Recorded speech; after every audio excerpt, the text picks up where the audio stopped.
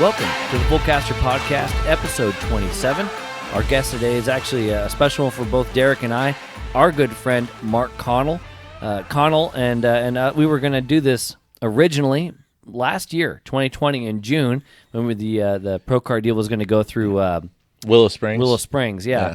And it turned out that we were opening Calispeed back up at the same time, and we ended up not getting a chance to be there. But we were going to do the RV thing and on the table and the whole bit, and it was going to be a blast.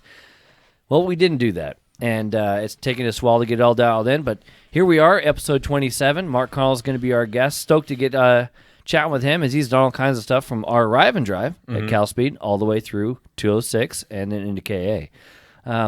Plenty to talk about with him and all the other kind of crap that he's done in his life. But before that, I have a little bit of current events, Dirk. Right out of the gate, I'll tell you. So we're recording this on, what is it? I got 21st? The date right here. I think it's the 23rd. 21st, you are right. 21st of March. And that would make it the week prior to the challenge finale. Up at Sonoma, yeah. Exactly. Actually, I got a chance to drive today in the LAKC round number 2, doing a little bit of test and tune, if you will, for that event. Feel pretty good going to Sonoma. Winless so far. Got a couple of poles in Phoenix. Fast lap on the main. But getting the right points for sure. Yeah, points aren't too bad. And then here at Calispeed, nothing went right for me, it seemed like. And we got a pair of seconds, so I don't want to be like a Debbie Downer about it, but it didn't go the way we thought. We could have gotten some big points out of it. Right. You know? We're going head-to-head with Tim Meyer for the championship. He won both rounds in Phoenix. And then, and he's a great driver, been at Sharp End for a long, long time. And I got a second and third over there and a pair of seconds here. He got a third and a fourth. Good news for me is that allowed me to kind of tighten things up in the points game. So pretty excited about Sonoma next week. And only doing one class this time.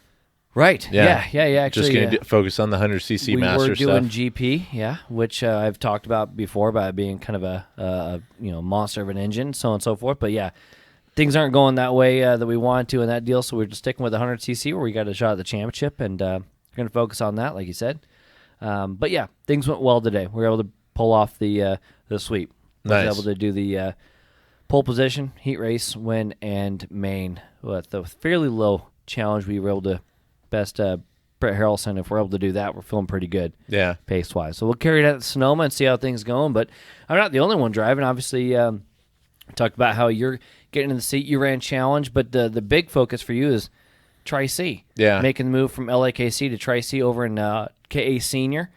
And I don't know that we talked a bunch about it in previous episodes, but it's been a pretty good start to the year so far. So far, yeah. Was able to come in hot. Honestly, came into the year just hoping to be competitive, and so far it's been more than that. But yeah, it's been a strong start to the year. Had a few poles, heat race wins, and been on the podium once, and that continued right into to the second round. So we'll see how the rest of the year goes. I mean, there's a lot of talent in the field, a lot of speed for sure, and so far I think it's been not so much my speed, but my experience in racecraft and stuff to keep me up towards the sharp end. So, well, as we know, it's not just about cutting laps, right? Especially in anything where you're going to be doing a bunch of wheel to wheel. I will say this: kudos to you. The first few laps have been stellar. Yeah, getting the pole helps you out for heat race 1, but you with Tri-C it being 2 heat races and a main, being able to jump out to a bit of a lead. I think you got the heat race wins. Well, you got both heat race wins on the opener, but and then I got 1 for 2 in this second round. Yeah, right. But at the beginning, so heat race 1, you definitely able to jump out to a lead both times. Yeah. So you're definitely good early in the day. A little bit looks like maybe a little bit of polish, a little bit of work to try to finish it up. But this last time, you weren't exactly 100% healthy either. Credit, a little bit of a asterisk on it. Yeah, which I mean, it sucked because I had Ethan Ho was doing 2 classes that weekend, 100cc senior as well as Shifter Rock senior, and he's definitely one of the better 100cc senior drivers around here. So having him in the field was nice to kind of measure against. But yeah, my ribs are kind of giving me a hard time that day, and I didn't have a 100% Derek to go take the fight to him because I would have really liked to measure against him a little bit more. But yeah, no, it's been a good start, and I think the big thing with the starts is just all the experience in 206, being able to start towards the sharp end, get the most out of the first few corners, and all that same stuff applies in anything you go into racing with, Absolutely. Yeah, I mean, even when you were running LAKC last year, the starts were definitely a strong point of yours. Even at Challenge, Yeah. you're able to make things happen at the beginning. So, again, like you said, your craft and your ability to get things done at the very, very beginning of the race, paying dividends. 2 races down, 6 to go for Tracy. In fact, when this airs, we'll have the third one done. Hopefully that continues along the same lines as the first 2 have, but a little bit deeper into the season. This will be coming up about mid-April. We'll be doing, at that point, we'll have 3 down and 5 to go, and we'll start getting closer to the summer, and who knows what the hell that's going to bring. But as far as Tri-C goes, somebody else who's had a lot of success at Tri-C in a couple of different disciplines, and never mind that, also just here at Cal Speed in general, the sport karts is our guest today. So without further ado, let's go and bring him on, the Mark Connell.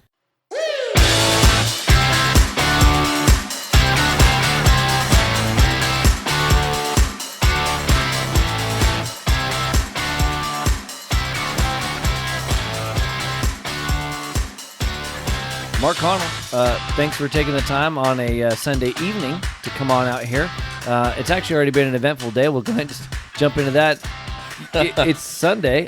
We talked about it in the current events. I was racing today at LAKC. You and Dirk here were golfing to kick things off. Yes, at least trying to. Yeah. Yeah, and it sounds like it went halfway decent for you. I had a decent round, Yeah, you do a bit of golfing, yes? I do. Yeah. I've been playing a lot lately. Dirk here, on the other hand... What's the opposite of a halfway decent? Yeah, so... Full regalia. Yeah. It hasn't been going well for Dirk on a more regular basis, which He got a little cranky near the end. Yeah. I was checked out. Yeah. Yeah. Full disclosure on this episode, too, is that the 3 of us are pretty good buds. Yeah. We are going to do everything we can to attempt to keep the inside jokes and BS to a dull roar, but this will probably end up being the least listened to episode, I would if we're anticipate being honest. that. Yeah. I would totally anticipate that being the case. But golfing. So that's actually something that this guy said that he's been picking up. You've done a bunch of racing and stuff like that. We're going to talk about that here briefly, but the golf thing seems to be actually something a lot of karters that I've talked to do on the side as for fun. It's actually really good because, when you're racing, it's always finishing positions, and there's always one So happy much more at person. play. One happy person, and the rest of them are kind of pissed. Whereas golf, you go out with your friends, and if Derek ever hits a good shot, I say, "Good shot, man." And everyone's happy for everybody else when you're playing. You're not comparing your scores. We're not playing for money out there or anything like that. And so it's kind of a nice change of the competitiveness. Now it's just internal competition. You're playing yourself, maybe playing the conditions, the or course what have you, and the course, conditions and stuff like that. Yeah, that's definitely a little bit better. It's one of those scenarios where you could say the same thing when you're trying to get the most out of your equipment or whatever on course, but at the end of the day, there's still a first, a second, a third. So exactly. and the other nice thing is that we can only talk in the pits, right? Whereas when we're golfing, we can talk the whole time. Derek talks when people are swinging. That's usually not appropriate. Yeah. But, trying to anything I can to even out the score. Yeah. Although I did that to a friend of ours today. I was yelling for our cart died. The other went out. Our golf cart died. So as my friend was back swinging, I was like yelling at the marshal, "Hey, come over here!" And unfortunately that guy didn't hear me. But it is what it is. You try and shut up a little bit when people are swinging. Well, obviously, aside from the off time when you're doing a little bit of golfing here on a Sunday, you have a 9 to 5. You do something. What is it that you do for a living? I work for a security strategic integrator called Optiv. Wow! And they do only IT security services and resales. So we'll sell all the products for IT security. We sell all managed services. We sell integration services. We sell risk services, threat services, which is pen tests and stuff like that, assessments, you name it. Cloud, we do it all. We're one of the biggest companies around. We're pretty much the biggest company around that just does strictly security services. IT security stuff. Yes. And you've been in the IT game for a bit? I got started in it in 2000. Wow. Oh, geez. So, yeah. When IT basically was born. Yeah. You'd think so, but actually it was pretty old. old. There in the waiting room. Yeah. It's a boy. Yes, please. Yeah. It had been around. It was definitely growing at the time. Firewalls were the big new thing and stuff like that. But now it's crazy So much how more much than stuff. that, Yeah. So that's, when I was doing that, I was kind of in between stuff. And I remember the first job, I had a job doing, believe it or not, Christmas decorations for a company, great company, but it was commercial stuff. And during the summer months, obviously, things are slowing down. And so they decided to redo their IT security system, or IT systems in the building. And I was standing around. They said, Mark, you look like you can probably figure it out, so go help the guy. Who knows what IT stands for, and you just happen to raise your hand. Yeah, and I don't even know if I knew then, but it was 99. But I was like, hey, you know what? This might be better than climbing trees at 3 o'clock in the morning putting Christmas lights up or something like that. Yeah. And then I broke my arm racing motorcycles, and they laid me off. And so during that time, we had a college right down the street, and they had a Microsoft MCSE class and Microsoft Certified Systems Engineer. And I said, what the hell? So I took out a loan and went and took that. And once you get that certification under your belt, then you're able to get a job. It's proper school. And study. Yeah. I mean, it wasn't 8 hours a day, but it was like 2 hours. But then you had to do a lot of self-study. Once I got that, and then I got the certification. I love how you went. It wasn't 8 hours, like 2. I'm like, that doesn't sound hard at all. Golfing the rest of the time. I was terrible. In fact, I'm still as bad a golfer now as I was then, but now I can put up with it easier. Oh. Back then, that was literally one of my nicknames, one of the many, was quitter, because I'd get to about the 12th hole and I'd say, screw it, and I'd start ordering beers from the beer cart lady. Did you ever think about just playing 9? I know you didn't. That's a great question. You can tell that his mind just got blown. I have a feeling you blew me away. I would say that if I did know I was playing 9, I'd probably blow up on 6, and then I'd still have to quit. It's all mental. It's all mental. Yeah. Oh, so you were talking about earlier. So you're doing the IT stuff, right? But and so that's how you make your living, your 9 to 5. Right. But you were talking about how you were working at the one joint, and you bust your arm on the motocross deal. Did you grow up in a racing family? Let's go back to the early days. Was racing something that the family did or anything like that? Or like, what's the origin story there? So my dad was a real gearhead. He had a lot of really cool cars, and he would restore them or he'd race them or whatever. I mean, anyway, he had a lot of stuff like that. And he had some motorcycles and things like that. And he would always drag race and stuff like that. And that's back in the days when it wasn't terrible. But I guess I had a steering wheel on my car seat back then, and I guess he would be amazed that I'd be turning my wheel at the same time he's turning his wheel as he's going through stuff. So you were talking about drag racing, and the way you were kind of saying, are you talking about like illegal drags on the street, or the light turns green at the street and American graffiti style? Away they go. Yeah, American graffiti style, totally. Right. So I mean, to be fair, if you're turning the wheel though in the back seat, well, I wasn't turning the wheel when he was racing, because usually I was just like. You can't see that on radio, but I was shocked. Yeah. But yeah, it was. But he'd always worked on cars, fixed up cars, done things like that. He actually had a Sunbeam Tiger, which I don't know if you're familiar with that. So no. Little English 2-seater Sunbeam, but then they put a Ford 289 or 260 in it. And seems like a lot. Done by Shelby, and they were pretty cool. But he did all that, but he never raced.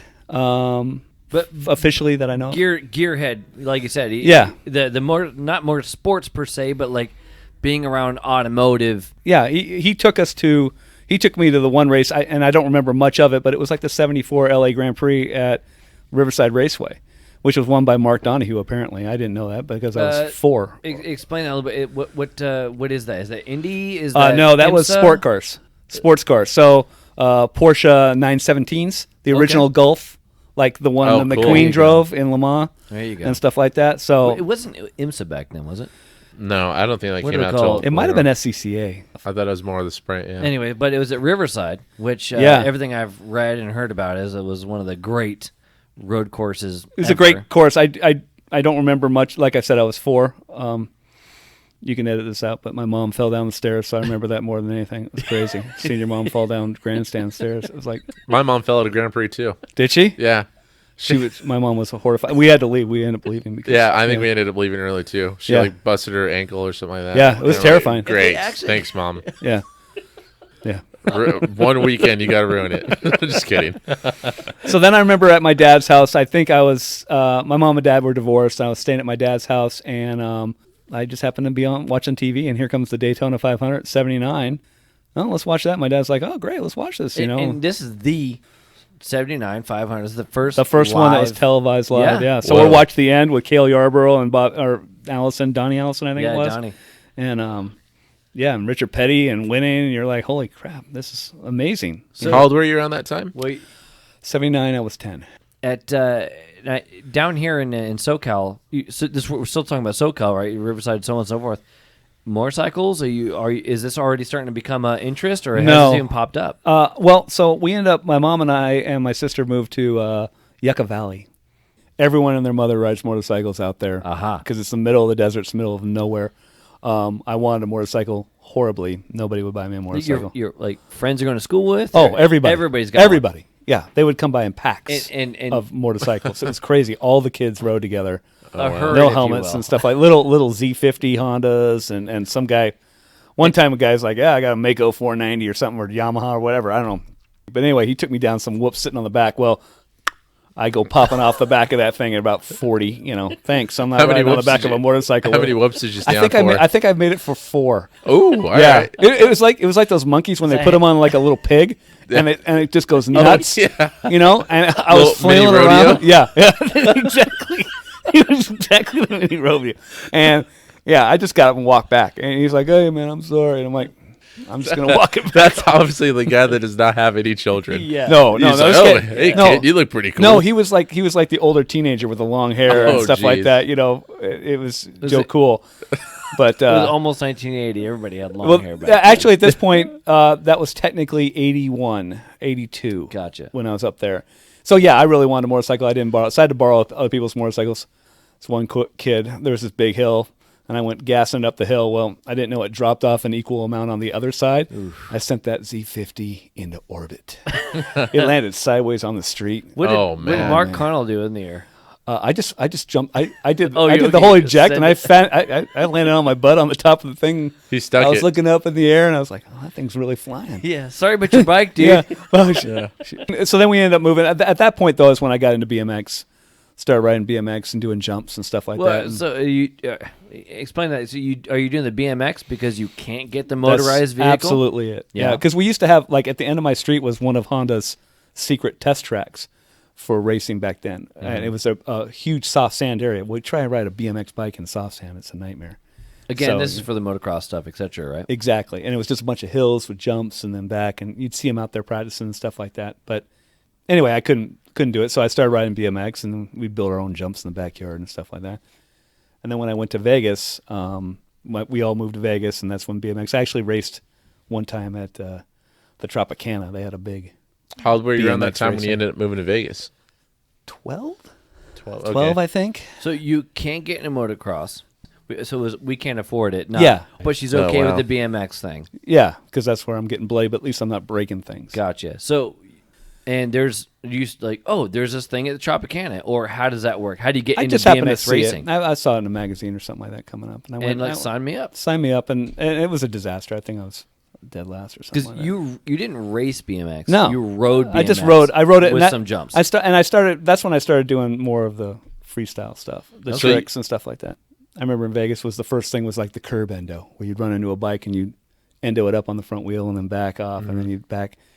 And so I started doing more of the slower kind of, because I wasn't ever a big jumper. You're reading the magazines and, there's R.L. Osborne doing this endo. And you're like, holy crap, that's amazing, man. Let's try that. Let's go see if we can do it. So a bunch of endos into the grass in front of you. Well, you'd flip over the bars a bunch, but then you'd start figuring it out. And then you can start getting your butt to touch the rear tires. You're getting it almost vertical, and then you're pulling it off, and then you start doing other stuff and other tricks. And, we at some point, we used to go up on the old strip in Vegas, and they used to, in front of Flamingo, they used to have like these speed bumps, so you double jump them, and then you jump off the car. They used to have car stands out there where they were giving the car away, and you used the car stand as a jump, and you were jumping into crowds. Sure, they'll love that. Oh, people were fantastic. A bunch of drunk people back then, smoking. They'd flick their cigarette at you and stuff like that. It was fun, but that's also where I happen to have seen the track set up. I didn't go to the race, but I saw the track set up for the Formula One race at Caesar's Palace. I honestly didn't even know there was a Formula One race. So you know where the Coliseum's at now? Where the big theater is and all that stuff? Where we went to dinner that one time? Yeah. That whole area was a parking lot back in the old days. Okay. And they set up a Formula One race in that parking lot. In the early 80s? Yes. Wow. Yeah. Whoa. I did not know about that Me one. neither. Yeah. So I remember just seeing that. I remember hearing them, but I couldn't afford to get in. So, but there was always racing there. You know, I always saw it and stuff like that. But anyway, when moving up to like 87, I mean, that's the first time I went to the Long Beach Grand Prix. So you moved back here. We had moved back. Yeah, I moved literally every year. And that's when I was really doing a lot of the freestyle stuff too. So we're in going to Vegas, freestyle you, competitions. You got into it, learning how to Working on it and stuff like that. And, Yeah. and then it became more of a street thing, right? You'd use whatever was in, like skateboarders do with the art out in front of buildings and stuff like that. And the structure. You're parkouring with your bike. Exactly, basically, yeah. exactly. And you were doing that. And we do that in front of like the Glendale Galleria, and we had a whole crowd around us and stuff like that. And we do. So you're doing the BMX thing. It's just for fun. Yeah. At the end of the day, you're doing the freestyle stuff. I happen to know that you were in a newspaper clipping or something like that. I was, yeah, in the 84, I think it was, Glendale News Press. Me and my buddy, friends around us, and there was this thing before the front brakes and all that came into play. You just put your foot in the front wheel and do an endo without the curb. Right. And we went up and did a handshake in midair, Oh, cool. endo, and that ended up in the newspaper and stuff like that. And That was your 15 minutes right there. that was my 15 minutes. Well, yeah, pretty much. But so you're messing around with that. You say you go to the Long Beach Grand Prix. What year again? 87 was the first year I went. And how does that come about? By this time, by the way, I was already deep into NASCAR. I have like a Circle Track magazine where they have spy shots of Dale Earnhardt's Wrangler car becoming the Goodwrench car. So, all right. I mean, I still have that magazine in my garage at home. It's so cool. You've got all the Wrangler 3s, and then you got the one black Goodwrench 3, 87 Monte Carlo SS Aero Coupe. And Man. I happen to know, and you can kind of maybe feel it from what you're saying right now, you are a big Dale Earnhardt fan. Huge. Yeah. So that 79 NASCAR Daytona 500 happens. Yeah. Does that stick with you, and do you try to take in as much NASCAR as possible between there throughout all that time? Yeah, I mean, I watched it whenever it was on. Even then, it wasn't like it is now. But yeah, I would every time it came on, or if I'd see, if there was a magazine I saw that was interesting or something like that, I would pick it up. I remember watching Dale. Well, he won the championship in '80, I think. It was a huge deal because he's like this up and comer. That was the number 2, right? It was, yeah. And I was a petty fan because when you first start, who you're going to root for? You're going to root for the best at the time. And after he won Daytona, and then kept winning and stuff like that, it was amazing. But then I always liked the way, it's funny. I liked the way Dale raced, even though I've never raced that way myself. Right. Yeah, But I always appreciated, he was always a straight shooter afterwards, right?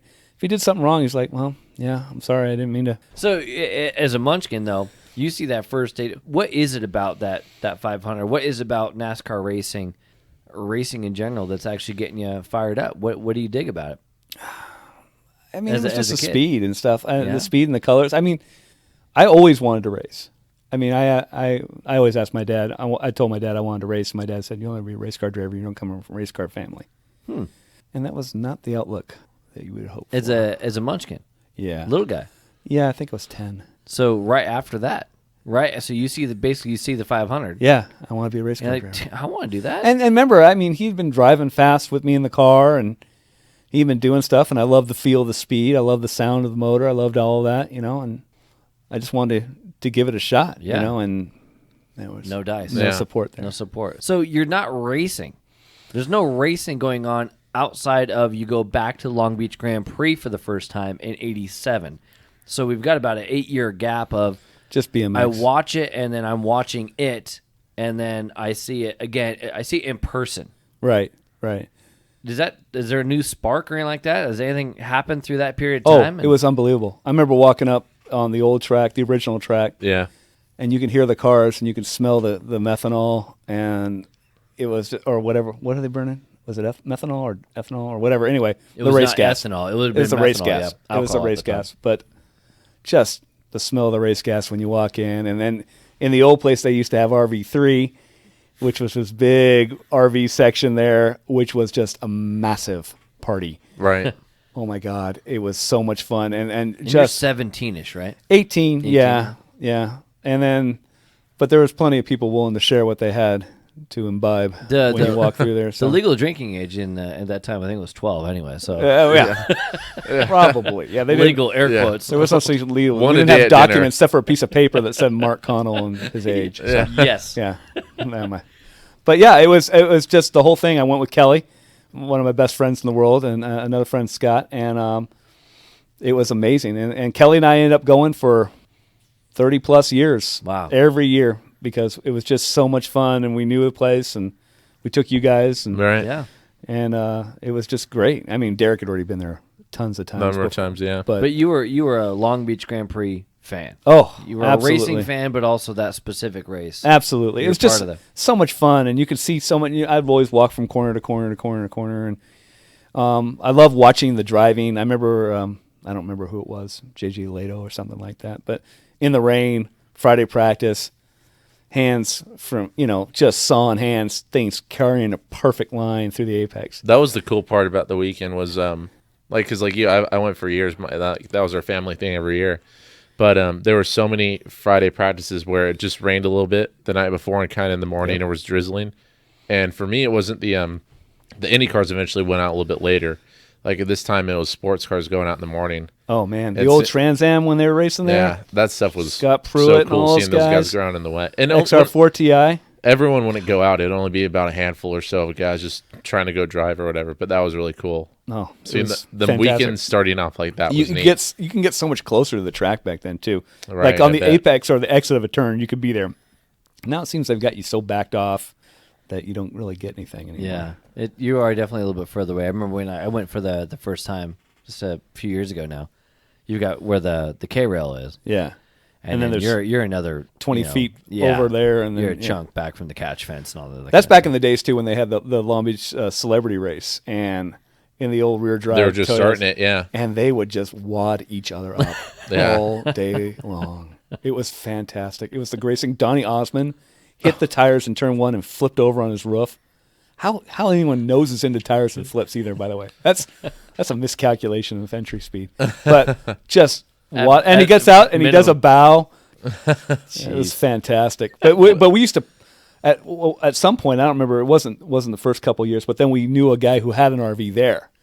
So then we just partied Find that him. RV all night long. I mean, we go wandering onto the track and roaming around the track, and a bunch of idiots drinking beers and red cups, and who cares? But it's some of the greatest times, the laughter and all that stuff. It was fantastic. So and that's part of freaking what's so much fun about racing in general is the off. it's the after That's hours stuff. it's Yeah, the yeah. extra stuff.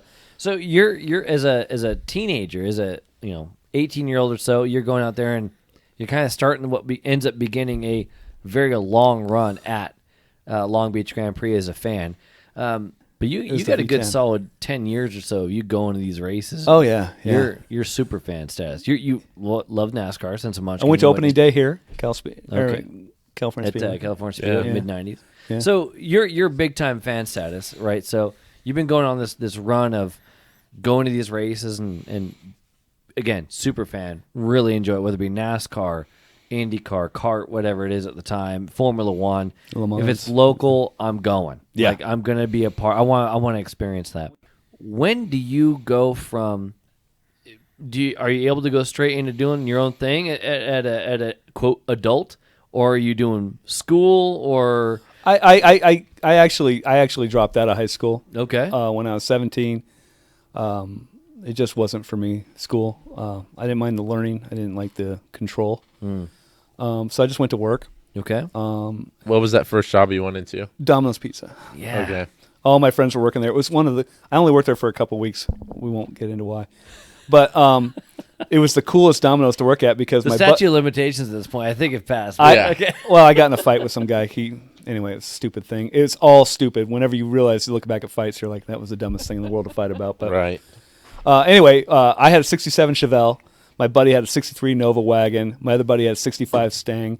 There was a guy there with a 71 Nova. There was another 66 Mustang. So we were like, this is in 88. And we have these cool old cars all over the place, and it was pretty awesome. And that's back when it was 30 minutes or free, so the police would kind of turn a blind eye if they caught you going fast. But my buddy in the wagon and me, we split off at some point, and the cop went after my buddy. I guess we were doing 75 through the Glen Oaks up in Glendale. What's the speed limit there, bud? I think it was 30 at the time. At the time. But then when he pulled my buddy over, he's like, "Why are you going so fast?" I did get the pizza there on time. There you go. But you had to learn. There was a technique because we had a big range back then, and there was a lot of windy roads. And if you put the pizza on the seat next to you, by the time you got to the place, the cheese is all slid off. Effed. So you end up having to drive one-handed and counter the pizza. Oh my God. You know what that is? You know what that is? That is Initial D.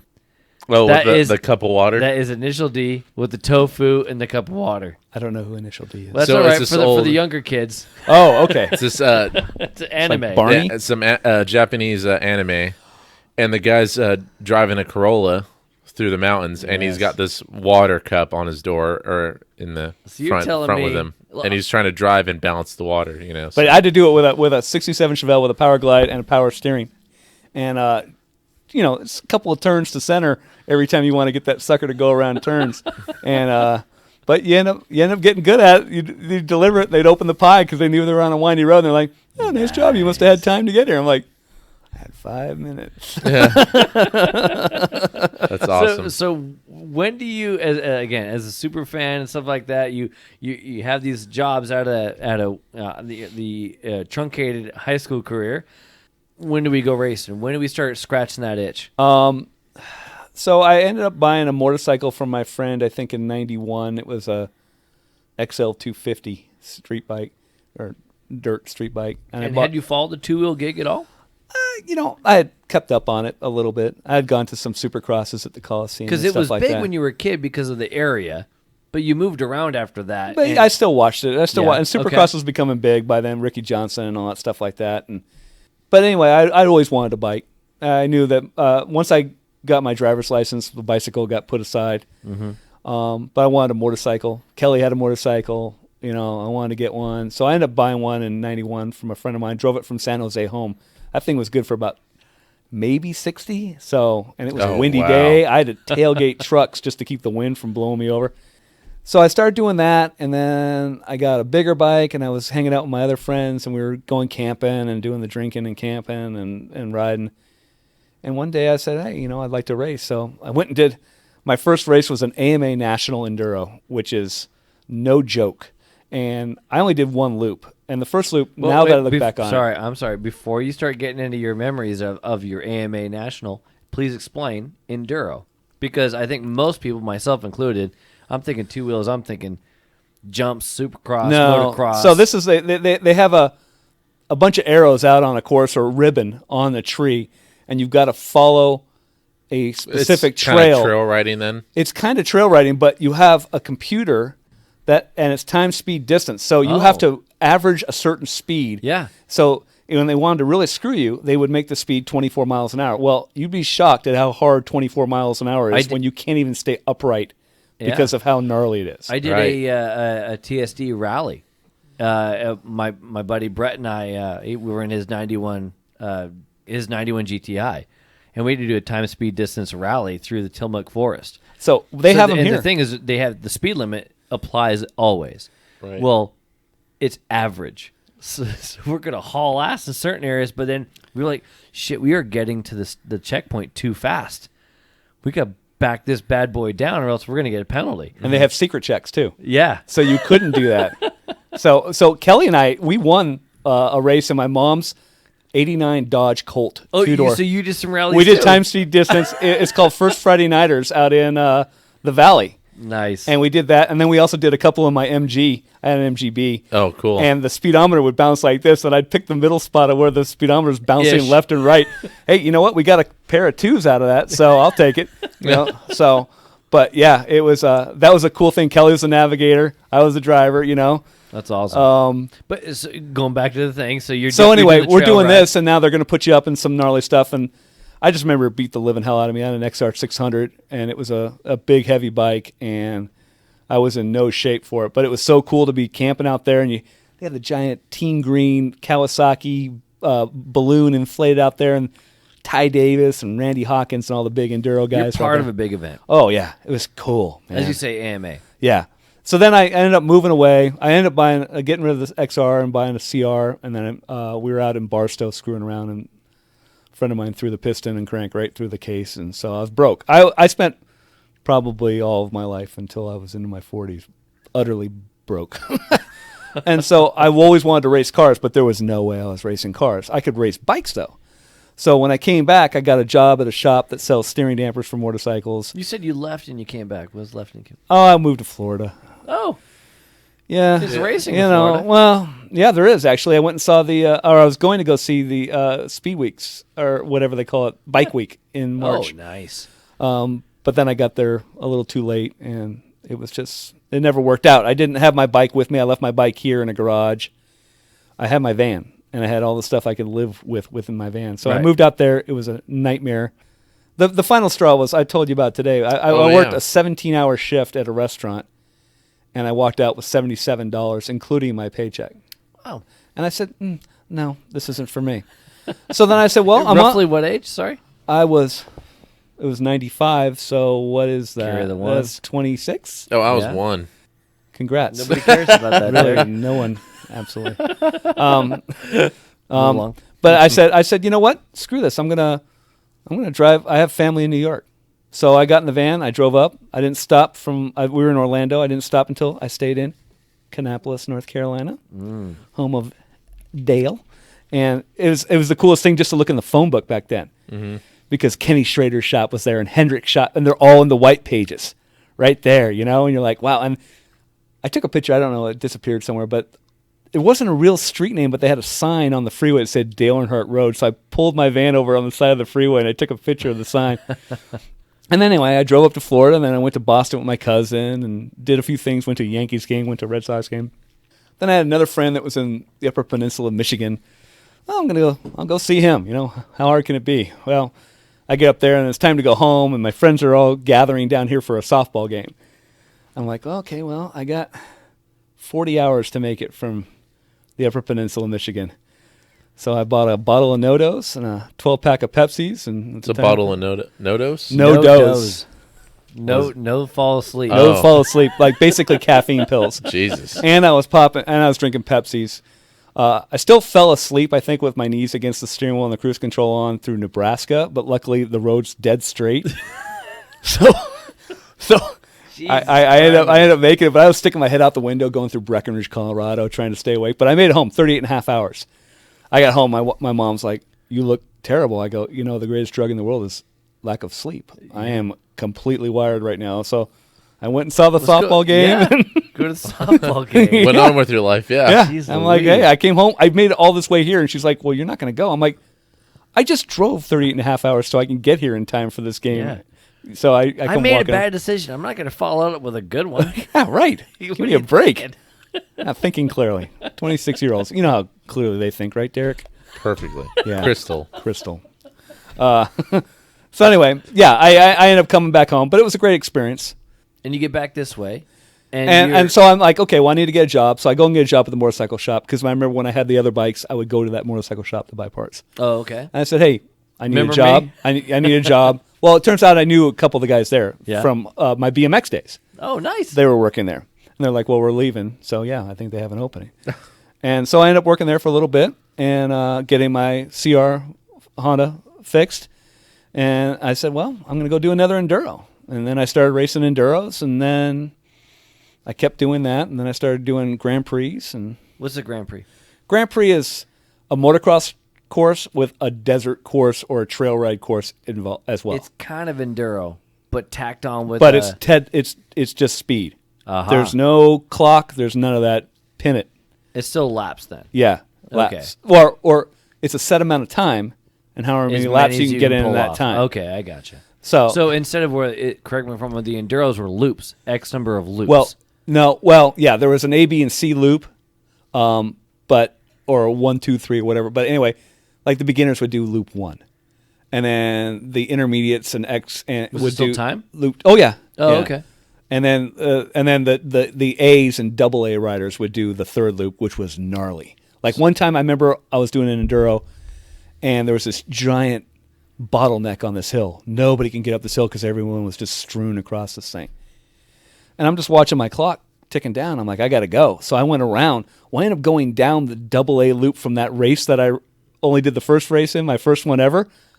I threw that motorcycle down so many rocky hills, and I think I lost more time than I made up trying to go around the bottleneck. Right. It was crazy. I mean, huge, like this wall here. Just jump off this wall, but then you got to stop where Mike's feet are and make a left. Jeez. And yeah, I was not. That's trying. like, have you seen those the Red Bull deal? It's guys, like, I think it's point to point, and they're on the motorcycle. I don't know what you're talking about. What is it? Or yeah, and it's so they got like the tires in the way and like big ass tree trunks. Okay, yeah. Oh, So yeah. that's the hard enduros. Trial riding. Well, they also have the hard enduros too, which make them go over tires and all these Stupid things shit. and up these hills and like Ertsberg rodeo and stuff like that. And the things I'm watching, like they're in Europe or whatever, and it's skinny ass, like they're through these streets of like Spain or whatever. Well, and they also and do it's like an alleyway. You Yeah. can barely make the bike through there. Yeah. And shit. Man. It's Going down crazy. steps. Yeah, it's nuts. All right, so you're doing a bit of the like you said, the enduros, the Grand Prix is kind of the same idea, if you will. Right. You're doing this at what age? Ish. 20s, 20s to what age? 40s. Oh wow. Oh, that was way longer than I thought. Over a decade at least. I raced for about almost 18, 20 years. Get out. Yeah. So you always wanted to get on two wheels. You get on two wheels. It's not motocross or that kinds of crap, but it's enduro status. And, it's and, more and to be longer fair, I sessions. also did motocross. I also did supermoto. So you're doing the enduro thing, which is still a dirt bike, Right. and you're doing through the trees and a bunch of other kinds of crap. Right. You kind of find your niche, if you will, your competition. Yeah, I'm not a winner. I mean, I won some novice races and stuff It's like the that, shit but, that you but like I to do, enjoyed though. doing Yeah, it. you're into it, and you're Yeah. comfortable, and you're doing it for a while. Yeah. If you were going to do four wheels, what would you have tried to do? Just gonna ask I.e., that. Yeah. the can't afford it. Well, there was at some point I was thinking about doing some SCCA stuff. I actually got an SCCA membership. Okay. The other thing is, I think you and I talked about once, I really wanted to do some SCCA Pro Rally. Mm-hmm. I really wanted to do rally because I remember Enduro bike, but yeah, car. but Yeah. and I mean I had a 79 Honda Accord 4-door. Anytime we got on the dirt roads, I was flat trying to go as fast as I could. I don't know how I didn't throw the motor out of this thing. I bottomed it out so many times. Yeah. But it was awesome just to feel it, and I had all the books. I had Jackie Stewart's book on how to drive. I had a front-wheel drive performance driving school book, all this other stuff. So, yeah, I was always studying it. I was always watching it. I was always paying attention to it. I just couldn't afford it. So, and I didn't have the space. I was living in apartments. Okay. The MG was a pain in the neck to own. Right. Because I couldn't upkeep it the way it needed to be upkept. Right. So, You do this two-wheel thing for a bit, right? yeah. And you're approaching your 40s, and you're doing pretty well in the two-wheel game. Is there any other kind of... Did you ever try the motocross thing, or any other kind of disciplines in the two-wheel? I raced some. There's a Over the Hill Gang Vet Motocross series. I did that. Oh, okay. There was some like at Glen Helen or whatever. they had a Glen Helen race. They also had it up at Hungry Valley, Gorman. Okay. And then they had a race out in LACR, which is. Is that the same kind of bike as the Enduro? I feel Oh yeah, I used my same Really? bike for everything. Okay. Yeah, obviously to be truly proficient, you want The right guys have the right specialize it. stuff for each of them. Yeah, but my bike was with the Grand Prix stuff. We're going fast enough that I'm not running a soft suspension. We're not hitting a bunch of rocks and stuff like that like we are in Enduro. My Grand Prix bike was basically a motocross bike anyway. Just you have it geared up a little bit because there was always these sections, which was my favorite, which you get on LACR and you come off the top of the drag strip and it was a half a mile or 3/4 of a mile of just wide open. Wow. On knobbies, which was crazy, and then you come in, you're kind of backing it in a little bit. Or one time, like I did, I hit the rubber and I hit the front brakes and down. The minute I touched the brakes, the front end washed out. Wow. And I was sliding down the road, not in leathers, but in motocross gear, which is just a jersey. It's not much. And I had road rash from my wrist all the way over my back and the whole thing. And it was crazy. And, and the problem with that stuff for me was also the physical toll. I think I've had 5 concussions. I've had 7 concussions in my life, but I think 5 of them came from motocross or that from makes racing a lot of motorcycles. sense. Broke both my collarbones. We're gonna spill right over that.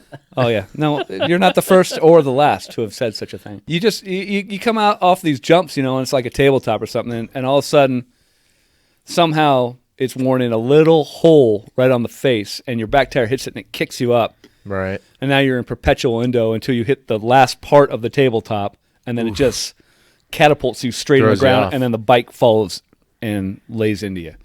So yeah, I got a head-on collision up in the mountains. Had a helicopter off that. Did you have a family at this point? Were you married? No. Well, sorry, 20 to 40. Obviously, it's a long time, right? 20 yeah. to 40. So I was with Anna, and Anna being your wife. my wife. Yeah. Yeah. And I just remember I kept repeating that I was going to repeat myself, and I kept realizing this I was before. saying this. Actually talking. That's but what I you're was talking like, I'm going to repeat myself, so just be aware, because I'd had so many concussions. I knew that's what I was going to do. Oh wow. And I kept saying it. She's like, yeah, I know. And I go, I've said this before, haven't I? Yes. And then like 2 minutes would go by. Cue it. Wow. Wow. And I Crazy. kept doing it. Yeah. How long did that last for, you think? They're usually cleared up within 24 hours, I think. Oh, okay. Who We knows? haven't I mean, repeated- maybe I'm in a perpetual state of concussion now. Considering the friends I have, it's probably the case. But He's not looking at either of us. Yeah. oh no, Yeah, he was no. picturing. Yeah, I'm staring off into space. Yeah. Yeah. So I just decided I was still racing actually. I think I finished P2 in my class, intermediate at Glen Helen, the year I started racing here. I think I was doing both for a little bit, from late 2013 and to 2014, and then I just said forget it. So you're doing the 2013. You're doing the enduro stuff, or a little bit of everything. I'm not doing it. I stopped doing enduros back in the mid 90s. Okay. I switched over to mainly just GPs. Okay, so the Grand Prix, which Yeah. is a little bit of a different gig. So Yeah, it's motocross course and then trails. Gotcha. Okay. So you started with enduro. You go to the Grand Prix. Grand Prix is really like that's your main deal that you're Yeah, doing. because it's just pin it and go. You'd be surprised. I mean, enduros are a pain in the neck. Having to program a computer to tell you when to speed up or slow down, and if it gets a little bit off and the timing gets off, and you got to match timing. All enduros are that TSD status. No, they have new ones now. They have what they call, or I don't know. It's been 10 years or whatever, but they came out with sprint enduros, or they called them. There was another name for them too, but anyway, it was a section where you had to ride the trail sections at a certain pace, but you can show up early. Like if you show up early in a time speed enduro, penalty. you get burned. Yeah. Well, this one you can show up early, and then they put you into special tests. Like they had some at Gorman, and those were cool because then you could just pin it through the special tests, and then you check out, and then whoever had the fastest time in those special tests, as long as you didn't lose time being late to the enter of the special test, so you can get there early, and then hang around until your number's called, and then go haul ass. And then you that was a lot of fun. So, but you do the enduro thing, you switch to Grand Prix, which is a little more straightforward. Yeah. Before you end up coming out here and doing any karting, besides how much motocross do you do, or do you do anything else before you get into four wheels? Then I started doing the supermoto thing with a friend of mine. He got me started with it. Supermoto is cool. I actually did. I called supermoto at PGP.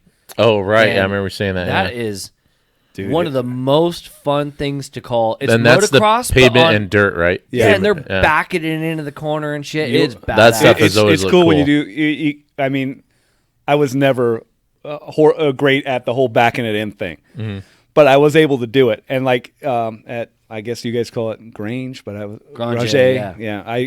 But you come up the straightaway, and then there was a little left to right to left, and you could, by doing that motion, it would do like a Scandi flick, and then you just back it into the last turn, hard on the brakes, and you got full slicks, which was hilarious because these things, when they're cold, we had tire warmers, but the first 3 turns, you're not giving it full beans off the turn. I've seen so many guys high side themselves off because it just slips out and you're in the air and gone. And then racing on dirt with slick tires is not fun. That's gotta be a bit sketchy. I'd imagine, yeah. You just gotta. There's not a lot of wheel input, at least from my point of view. You just go in and you just roll through the turns and try and get upright, straight, gas it down. At PGP, they had we ran the full circuit, which is a tick over 0.8 of a mile. We had a bit of a dirt section that came off of one of the corners, came back on. I know they got a dirt section at Adams. Did they have a dirt section at Grand J as well? Oh yeah. Okay. Yeah. And then also we raced at Buttonwillow. So Yeah. The kart track in the middle has. I think they got a little dirt section in there too. Yeah. That was a slippery track. Grand J was nice and grippy. Had some good this stuff. Buttonwillow is really slippery on two wheels for me at least. And you got that long back stretch. Right. And you're coming in pretty hot. But we also raced like Horse Thief Mile at At Willow. And then they also had this huge event, which was really cool at State Line at Prim at Buffalo Bills. They still do, cool. I think. They don't do the Buffalo, Supermoto. But they had the State Line thing. I don't know if they're doing Supermoto. I know they're doing trucks and stuff like that out there now. Supermoto, so at PG State Line was the thing, and I know State Line was the thing for a while. God, it was such a great. I don't know time. if it's still a thing like today, but not that long ago it was. I mean, some of the Supermoto friends I still have from up north, they were still going not that long ago. Oh, well, that's cool because it was a lot of fun to be down there. It was like the deal. And we'd camp, and I had the trailer backed up right there against the dirt track, and yeah, it was a lot of fun. I also raced Grand Prix out there though. That was pretty cool. Wow. They would start us in the truck track, then you got to go hauling through there, and then you'd head out into the desert, and then they'd put you through. What kind of bike were you on? What brand? I've had all kinds. Oh, really? I had my CR250. I had my CRF 450. Those are Hondas, right? Those are Hondas. I had a KTM 200, which I finished P2 in the 250 class, which was pretty cool because 200s aren't supposed to be able to go that fast, apparently. I raced a 125 a couple of times, like when I was between bikes or something like that. I'd borrow my friend's bike, and I'd go run 125s were a lot of fun. I was going to ask, was there one that clicked with you really well? Or you remember just like that was such a good bike? The last bike I had was pretty good. It was a KTM 300. Mm-hmm. But I had to race it against 450s, 4 strokes. Gotcha. And it was a 302 stroke. But when I was in good shape, I got a P2 in intermediate there. And I mean, we're not getting lapped by the fast guys. I mean, they're still way faster, right? I mean, but we weren't ever getting lapped at that point. Whereas when I first started racing, I was getting lapped by the pros. And that's a crazy feeling. Like at Adelanto Grand Prix, you're doing. Did you get moved a couple of times? Oh, or elbowed out? No. Well, again, you guys know how I race. If I'm slow, I'll get out of the way. I'm not big on fighting people if I'm just in the way. Right. I just remember, like Ty Davis and I were going down the straightaway, and I geared up my Honda so fast. I mean, they were saying he was doing around 105 on a dirt bike with treads on pavement. And he caught me, but then we were like side by side. And I'll just never forget because he looked over at me and he did a double take and he gives me this thumbs up.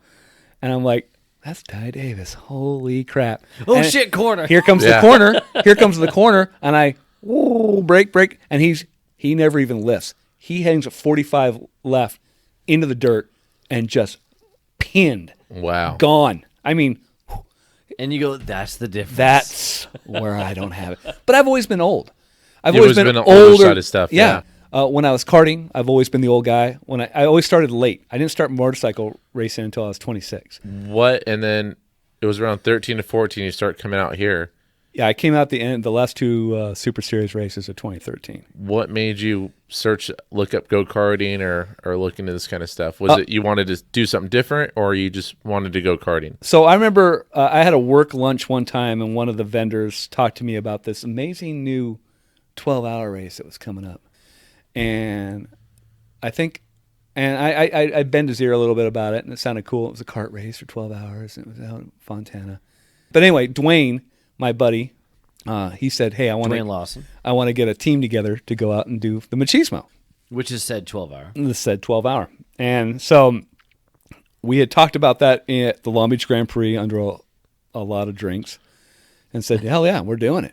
Let's do it. Well, we couldn't get things together for the 2013 Machismo. So we said, okay, well, we'll do it next year. We'll do it 2014 for sure. And I said, okay, well, if I'm going to do that, I'm not going to come out looking like a jackass. So I'm going to come out and start doing some Super Series races. And I'm going to look like a jackass in advance. Yeah. Yeah. And then I got the last laugh when I won that D-Main. First laugh, actually. Yeah.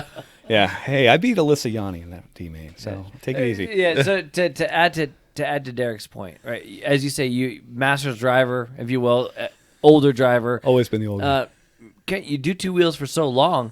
Okay, yeah, this endurance race is what kind of spurs you on. Is some of that because you did endurance racing, but on two wheels? And what about your quote teammates that were going to do this as well? Like, what was the? Yeah, so so you haven't done four wheels, so you're. I like Dale Earnhardt, and I've watched a bunch of IndyCar racing, but and I drive like an idiot on the road, so yeah, I might as well race. Game on, let's go racing. I've got the skills, I've got the resume for that sort of thing. You don't have a lot of the four wheel experience. I do not. I do So, not. But I do have. I will feel like I felt like I was competent. You had an even on understanding the of what street. to do. Like whenever I got up in the hills or whatever, I wasn't the guy that's losing it, spinning out, and crashing into mountains and crap like that. It was more just speed. I'd been like I said, Jackie Stewart's book was all about keep the tires underneath you, keep them working, mechanical sympathy, things like that. So at the end of the day, you are entering the karting game, the Arrive and Drive karting game, as a super fan of racing, as a quote learned driver, if you will. Yeah. it be from whether it be your time on two wheels or reading it in books or whatever it may be. As you get into four wheels for the first time, sport karting, again, with a goal of this endurance race, is it just like, I'm just going to get ready for the endurance race? That's all it is. That's all it was gonna I don't be. care about anything else. That's all it was going to be. I mean, I'd done some indoor karting in Burbank. At Racer's Edge. Racer's Edge, yeah. And, I was always P2 to this guy. I forget his nickname. Oh, it was Alex. Little T. Bermudez. Little T. Little T was I was the always name, right yeah. behind Little T Really? the whole all time. the way back then? Yeah. Yeah. And that's when he was still going like every Every week. bloody day. Yeah, Yeah. probably. So anyway, I started doing it there, and then I started getting a bug, and then I said, okay, well, we're going to do this, and so I said, well, let's come out and do these races, and I think the big deal is too, with the Grand Prix, all my motorcycle buddies had stopped racing, Oh. so I kept going out to these races by myself, and I enjoyed it, but I didn't enjoy the fact that I had some competitors that I raced against, but they weren't pals, Right. and so I'm like, well, The community was gone, if yeah, you will, for so you anyway. I go. So now Dwayne and Kelly want to come out and race karts. Just go-karts, Well, yeah. now I got my friends back with me. I got somebody to do this with, Right. and so Guys that you've been going to the Grand Prix with, the Long Beach Grand Prix, for a while, so you've been already hanging out, being a part of racing, just not doing racing. right. And the idea of the 12-hour race, it never seemed daunting to me. I mean, maybe that's stupid, but like doing an hour motorcycle race seemed like it was a lot harder than anything I've raced in a kart, as far That's as fair, yeah. beating on you, stuff like that. So you start heading and you start doing the kart deal. It was to prepare for this event in the Super Series, the Cal Speed Super Series Super in Series. 13 and 14. You do the plans to do the full season of Super. Is that when I start working with you? I think you started working with me. Yeah, probably right around that time. I was the classic sport karter who was like, everyone's running into me, everyone's moving me. But my outlook wasn't, how do I get more calls against these guys? It was more, teach me how to deal with getting run into and driving. Yeah, there's literally a session or sessions where you just run in the back, just hit Constantly run in the back of me. Because, Yeah. again, contact on motorcycles was not ever a good thing. Mm-hmm. So, the heart jumps, everything gets going, and I had to learn how to find a way to calm down. I had to get faster, too, but I was getting comfortable with it. That was our sessions. You and I did a ton, Mike. And I also worked with Pat Britton and Casey Cook. And the funny thing is, I remember the first round in January, I got in the B main. And Going I don't into think 14. I don't in 14, first race of 2014. And I called Kelly. I was like, I can't believe it, because it was like so unobtainable considering. But I had come out. I think I'd done a couple of classes with Mike before the first round, and I wanted to figure this out because I was getting smoked. I couldn't believe the speed that sport cars were carrying through like Contino. Wait, so what was... I was sliding, and they're like, To back up for a second, at the end of that first day, what did you think about karting?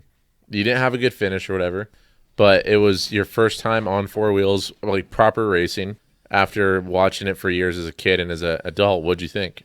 I loved it. And to add to that, because this is the most wheel to wheel you've done, Oh, right? You've been fighting to an the extent, course yeah.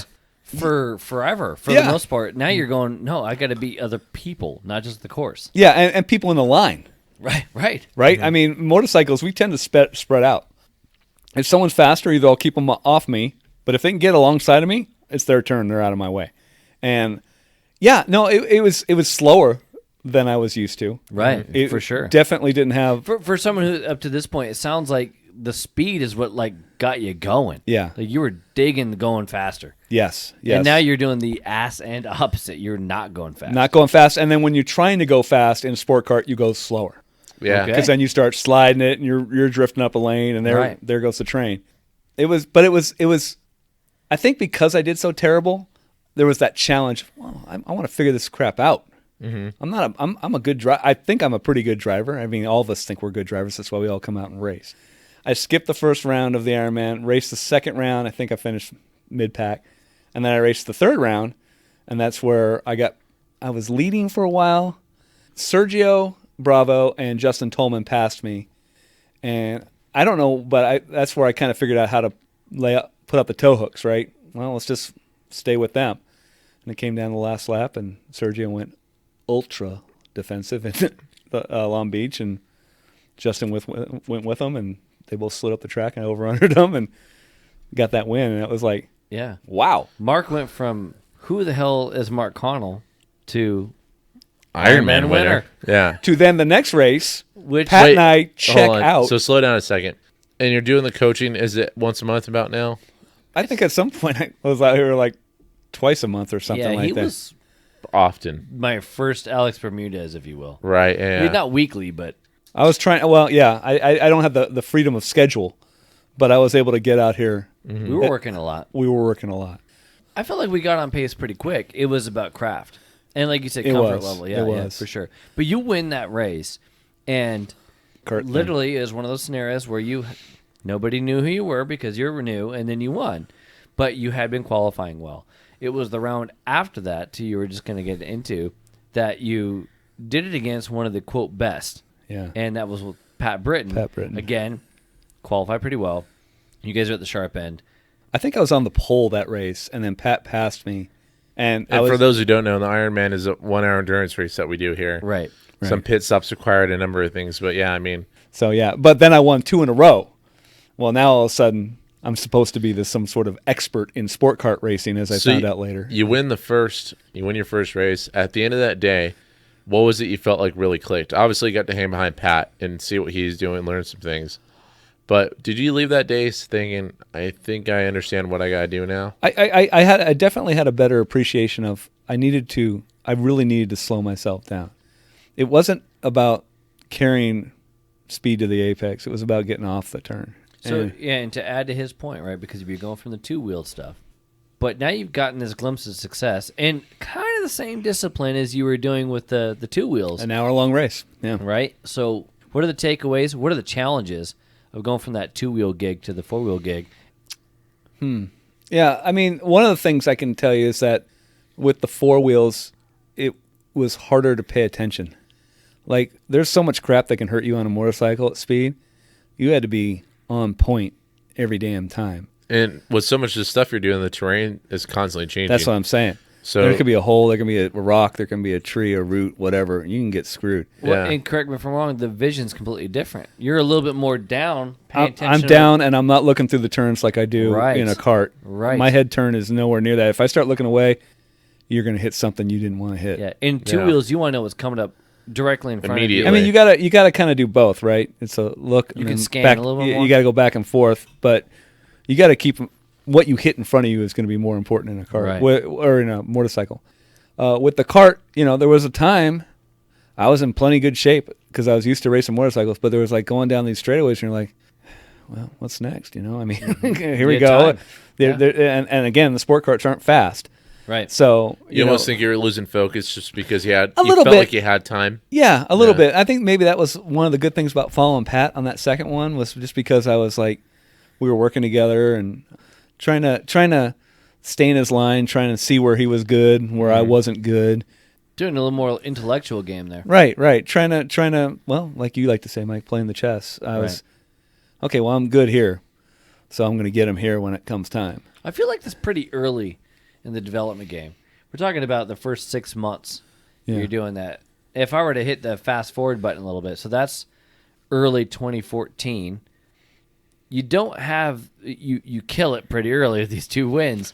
Didn't do anything after that. For you the most didn't part. do a bunch. So how does that affect you as you move forward? Oh, it's hard. I mean, you start trying to blame everything else in the world for why you're not doing well.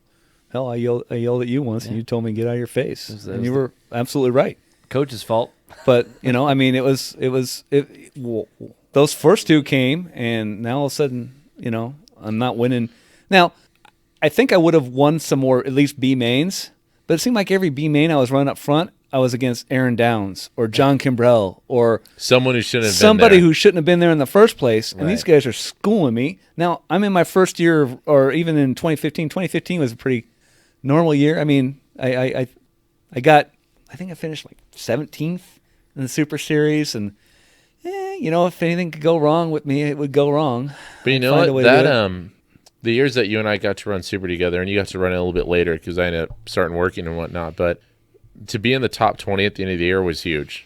Yeah, You were solidified as You an still know A-main. what the hell you're doing. You were solidified as an A-main guy, and when you look at the people either right around you or definitely in front of you, if you're 17th or whatever, because you and I were around each other in the points, you were like, I can't be too mad at seeing John Cambrell, the Calvins, Casey Cook. Yeah, running it, I had to. There was a big thing about me realizing who I was up against, and the time that they had spent behind the wheel. Yeah. I mean, at the time in 2014, I was just naive enough to think that it's just because I'm not a good enough driver. It wasn't giving them the credit that they deserve for being strong. That's a good point. So I had to learn that too. And then once I got starting to talk to some of the guys like Logan and Miles, and the thought process those guys put in behind the wheel is crazy. And I was just like, turn the wheel, brake, gas. Just driving. And this line is the line I know I should take, so take it every time. This wheel input is the wheel input I should put in every time, so do that. No. There's changes that those guys are adapting to every time. And Mike always told me, adaptation is going to be the number one thing you got to learn in these karts. And yeah, it was right. I mean, 2015 doesn't look like a huge year, but it was a good year for my growth, I think, at least for not just sport karting, but for driving. Mm-hmm. Right? I mean, I learned to stop. 2014 is when I got balled out, and 2014 was where I was expecting to do better. 2015 was sophomore slump almost. I need to calm down. I need to not get so fired up behind the wheel. I need to not give them, the competition, the benefit of knowing I'm annoyed. So, but you really tried to change your cadence behind the wheel. Well, I mean, you watch a guy like Logan drive. I've seen Logan get destroyed by somebody, and his demeanor doesn't change at all. His head turn, he keeps driving. The hand doesn't come off the wheel. He doesn't shake his head. He doesn't do anything. And that's what I've tried to tell people is I'm like, get pissed, get angry, get happy, get sad, whatever, but keep driving. The only time you can show it is when you cross the line first, baby. Yeah. Or you're at the and when you're back in the pits or you're in the scales, you can be like, man, that sucked or something like that. Yeah. But you start showing all that emotion on the track. People smell blood. Yeah. You're going to make yourself a target. Number of things, right? Yeah. And not only that, you are messing with your own chi. Yeah. And you're going to drive like a fool. You make yourself worse that much quicker. You start braking wrong. You start crowding people. You start doing all kinds of things that just causes everyone to look at you and blame you more than the other guys, even if they do something wrong. And at the end of the day, I mean, if you think about the cat that you're behind, he's doing, this or that or whatever. Oh. I mean, you're going, all right, well, he's having a tough time. I'm not. Yeah. And on the flip side, if I'm that cat going like this, oh, man, I got it wrong. What are you doing? You're thinking about what you just did wrong, not what's coming up next. Exactly. And we see it all the time. That's why, I mean, gosh, since I'm telling them blue in the face, right? Keep your hands on the wheel. Mm-hmm. Not only the fact that you inevitably drive worse as soon as the other hand comes off the wheel and you're like, oh, this guy or that guy, it's what the brain's doing. And Absolutely. I see so much of it. I mean, I will say I see more of it now that I'm an official and a flagger. Right. These guys come by me waving hands like I've been watching them particularly around the entire track the entire day. And I'm like, just Derek drive. and I deal with it all the time. We're doing Drive. LAKC practice day or any practice day for that matter. And somebody, did you see that? Like, no. We're watching 30 people on track right now, I think mate. even Taylor Jocelyn, right, challenging the America's race director, he goes, if you watch your kid go around the track, you'll see 100 bad things happen to them or something like that. He's like, but we're not watching just your kid. We're watching 100 bad things happen across the field. Yeah. Right, yeah. And I mean, it was Like it's kind of funny to me now to see these guys having a cow on the track when I'm an official. But when I was driving, I was like, that's good. All right, that's one more position I'm going to get in a second. Yeah, exactly. Yeah, because they're gonna even if they're gonna do F it something, up. they're gonna do They're gonna F something it up. wrong. Yeah. Yeah. They're gonna blow a turn. They're gonna crowd. Now they're gonna be shallow. You over under them. You're gone, and you're like, the mentality is Whatever. completely different. It's been completely different. yeah. To talk about 14 and 15, who are the people that you were surrounding yourself with? But there was definitely cliques and different teams going on. Oh at yeah. Super Series. Yeah. So I was 2014. I was just hanging out with Kelly and Dwayne and stuff like that for the most part. So you guys were getting ready for the plan was The to hit Machismo. Machismo 12. Well, again, we haven't hit it, but Yeah. that was your guys' group. Yes. 14. Yeah. So we all camped down at the end. I was getting to know more people. I was generally running a little better than the guys, Kelly and Dwayne. So I was getting to know the Johns and the Aarons. And so coming up into the end of 2014 for the Machismo, people were trying to draft teams for Machismo. And that's when the Arkham guys, Bruce Allen and Justin Tolman and stuff like that, hit me up, and Jason Collins and all those guys. And they're like, hey, do you want to be on our sport team? I said, no, I'm already on the sport team with Dwayne and Kelly and Chris Lorenzen. I go, well, maybe I can do 2 classes. What the hell? Why not? So they said, well, we'll put you on our super sport team. I think I barely got in on being eligible for sport class at the time because I had won a pair of Ironmans. You were the top level. Yeah. As far as eligibility goes, you were the cusp of what was eligible, yes. Yeah. You were the high end, yeah. Yeah. There was so much in the planning and the strategy of racing the 12-hour that we were completely inept. I mean, I You feel guys like were just trying to focus on the driving part. Not Yeah, I mean- everything else is. Kelly, Dwayne, and I had a meeting the night before the race, and we tried to come up with stints. You're like, okay, strategy time. Strategy time, yeah. A lot of these guys are doing strategy for months before these races. And we were just like, well, I'm just like, well, let's count it back from the finish. I'm going to finish. I'm going to do a 2-hour stint, a full tank of gas in the cart. We'll go backwards from there. And we had to do all these in and outs of the carts and stuff like that. Yeah, the in and outs being you had to come down pit road, jump in and out, get back in, so rock and roll, or make a driver change. Exactly. There was some down pit road stints that you had to do. Exactly. So we were trying to figure those out, and then the opportunity came up with Arkham to race on their super sport team. Because at the time I was in pretty good shape. I mean, I could do. I think that race I drove. I want to say I drove at least 6 hours. I might have drove a little bit more Of the 12, yeah. of the 12 between the two two teams. Yeah. And I think we had 5 guys on the team. Anyway, so yeah, I started the sport class, and then I jumped in the super sport, the sunset, and then I finished in sport. And we had no idea we were going to be that successful to win. You haven't said, but we won both classes. I mean, it was amazing, the feeling crossing the line in the sport cart. I think we beat them by like 30 seconds or something. It was insanely close. Man. Yeah. But at the end of the deal, you end up winning. Your team ends up winning. I think it was All In Racing All In Racing in the the sport sport. class, and Super Sport with the Arkham team. Scuderia Arkham. at the time. Scuderia, and you walk up there because I believe we were doing the sport class first. You pick up that trophy, and that's awesome. That was literally what you guys set out to do. Yeah. Not only compete, but obviously win. Did you guys go into it? We're going to win year one? Hell no. No. And in fact, I was just talking to Dwayne today, and I was thinking, if we didn't win that race, I'm not sure we would have kept. I mean, it would have been fun, right? Well, now all of a sudden we've shown that we all have an aptitude at this. We can do it. Well, let's keep rolling. Kinda lit a fire into it. I mean, I yeah. enjoyed doing it. I probably would have kept doing it, but I can't say for sure it would have had the same effect. It's amazing what success does to you. Yeah, It lights a fire. you want to keep going. Yeah. And you want to keep growing, and the sport class was strong. I mean, our super sport class team was strong. The whole class was amazing, but we ended up winning by a pretty good margin, as I recall. Few laps, yeah. Wait, so you end up winning, and you walk up there, you get the trophy, and you got to walk up there and get another trophy. Yeah.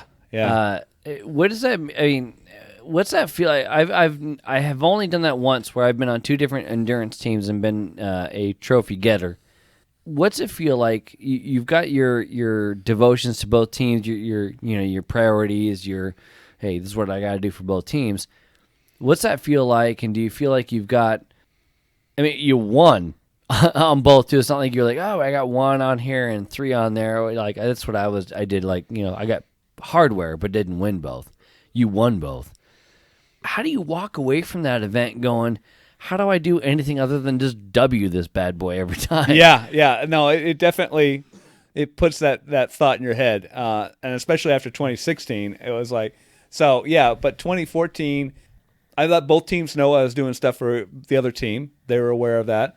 They were cool with it, but we didn't intermingle or anything like that. As soon as I finished up with sport, I'd walk over and when am I going in? Come over, get in, jump in, and go after it. As you're getting down to the end of that race and it looks like you're gonna, oh shit. Oh, I was, yeah. They were reading the last times to me on the radio and sport. Super Sport sounded like you pretty much had to handle. We had that covered. Oh, okay, we got it. But the other one, like, not only do you have it's gonna be close, but you're the guy. Yeah, and it was really sad because, like I said, I was putting in the fastest laps I had put in all day and for our team. So I was like, I have nothing left to do here. Yeah. I can only not screw up. And they're counting down the time, and he's coming, you know, and it's like, I know. This is not the kind of motivation I need. Yeah, exactly. I'm doing the best I can. Tell me he's coming less. So just tell me how much time is left. Right. You know, if I've got 30 seconds and I'm losing the second a lap, well, tell me there's less than 30 laps to go. Because we used to do that at the 24-hour. We would lie. Hey, you only got 10 more laps to go. 10 more laps to go. You got 10 more laps to go. Oh, that was Machismo 2013 for me. Yeah, that was I think terrible. they did that to us in 2015 too. So I forget who was.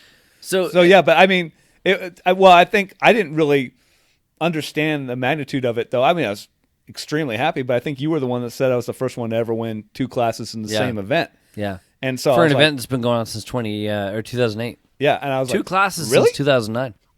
I couldn't believe that I was the first one to ever do that. Since 14, you've been a fairly regular occurrence in the 12 hours of Machismo, with the exception of last year you were the flagman, and the year before you were planned to run, but you were hurt. But it was 14, 15, 16, 17, 18. Correct. 5 years nonstop of running the 12-hour, and you have turned into one of the most successful 12-hour drivers, period. That was what the whole point was, to get into it in the first place. But did you, I mean, and again, you did get a couple of W's right away in the Ironman game, but did you think that you were going to take to the thing that you were aiming for right away? Like, I mean, with the way the rest of the sport karting gig did you think you were going to find that kind of success quickly? Not even close. No. I mean, I think I have 4 wins. I have a pro, 2 super sport, and a sport. And I think I've podiumed 6 out of the 8 times I've raced. Wow. You got a lot of hardware on the mantle that says Machismo on it. If I could just interrupt you real quick, I just want to say that definitely the Machismo is a team deal. I mean, I just happen to pick fantastic teams to drive with and fantastic friends and drivers. I mean, it's not – Mark Connell didn't win all this. I mean, those guys, the Logans, the Charles, the Kellys – the Dwaynes, the Chris's, you know, all of this, Jarrett and Wes, and all the guys I've driven with, and I'm sure I'm missing a few, and they're going to be pissed at me, but, I mean, all those guys were fantastic, and they all, I mean, that race it's a pretty cool race because you have your moment to shine, and it doesn't look like it at the time, but when you do your stint right, it works out. Sean Fite and Logan and I in Super Sport in 2016, when we won it, the 3 of us. I mean, everybody. Logan was amazing, and Sean was amazing, and I think I just did my job. I didn't screw it up, you know. Same with you'll say with pro. I mean, pro. I was always the heavy guy, so I was racing against the heavier guys, and those guys. It was a pretty amazing thing to think that I've won 4 of those things, and twice, 2 times in the same race. Yeah, so. when you go up there on the podium twice. In the same deal. I know that when I've gotten a chance to double up, but just being there twice, hearing your name called twice, it's pretty special. So as we go back to your sport karting career here, and maybe to put a point on it, because semi point, at least on the individual side. 14, you have some success right out of the gate with the Ironman stuff, and you learn a bunch, and you figure some stuff out in your rookie year. You finish third in the Super Series season. Rookie. For rookie, yeah. And 15, you continue to learn, but again, almost that sophomore slump, right? It doesn't go the way you want it to. 16, if I feel like things click. Can you think back to and there's a reason why I want to put a point on 16 because of how things move on from there. But in 16, I feel like things click for you in the arrive and drive game. And what changed on your end, do you think? On the sport karting game from 15 to again 14, 15, 16, you're in your third year. How do you end up going through that year? I'm a lot more comfortable going in. Like after 14, I expected to do better, and then I didn't do as good as I wanted. 15 B's and A's, but up and down, up and down. 16, I found, I think, a little bit consistency. I started working with some of the other guys. I started hanging out with Logan. Logan started helping me out. I remember, it was an early race or early season race, and you know me. I don't like to. I'm afraid I'm going to get over amped and over upset or over critical of myself. So I try and I just want to finish the race. Well, I remember one time I said, I'm just out there having fun, and Miles Calvin, he's wearing sunglasses, and he just rips his sunglasses off his face. He's like, what the hell do you mean you just want to have fun? If you want to have fun, come out and practice a few days. If you want to come out and race. And I'm like, all right. And he goes, you're going to go race now? And I'm like, yeah, I'm going to go race. So I went out and won the heat. You walked around. I won the heat, shaking. Yeah. And Miles was like, good job. Stop screwing around and drive. All right, and race. And those guys have always been down to business. The Calvin brothers, for anyone that's not from here. The Calvins are like the Nash. Yeah. Very much so. Super Series. They're just. They have always been here, and it's different now when they come back for Classico GP or stuff. But they've always been down to business. Yeah. Always front runners, that not kind joking. of stuff. It's game on. It's business to them. But they will mess around. But the checker falls on the those, day, and they're still going to be chill and laid back or whatnot. But at the end of they're still there to do a job. In sport karts for sure, and in all racing actually. But I mean, they're very talented, but their brain power when they're on track, they're thinking about crap. It was like a beautiful mind, where you're seeing calculations up there. What Logan and Miles are doing, they're getting into places I don't even know. I mean, but that's what 16 kind of was. I wasn't their level, absolutely not even close. But I was starting to think about different situations. You started to get on their page. Right. Yeah, I started understanding a little bit more what was going on. I think that the other thing is after 14 and 15, people started trusting me. As you know, in sport karting, if you don't have people willing to work with you, you're going to get the short end of the stick. It doesn't mean you're going to win or lose or whatever. It just means that they're going to make things hard on you. Yeah, and that's not exclusive to a Super Series. I mean, shit, I had the same thing with 206 with 206, whether it be KPX or here. Like, you get around certain people like, nah, I'm gone. Yeah. As soon as I get an opportunity, I'm going for it. Other people are like, fast. You'll let's sit by roll. it, yeah. Let's roll. Absolutely. Yeah, so, I mean, to your point, you garner a bunch of information and a bunch of just brain power, if you will, around the craft, about chess match, etc.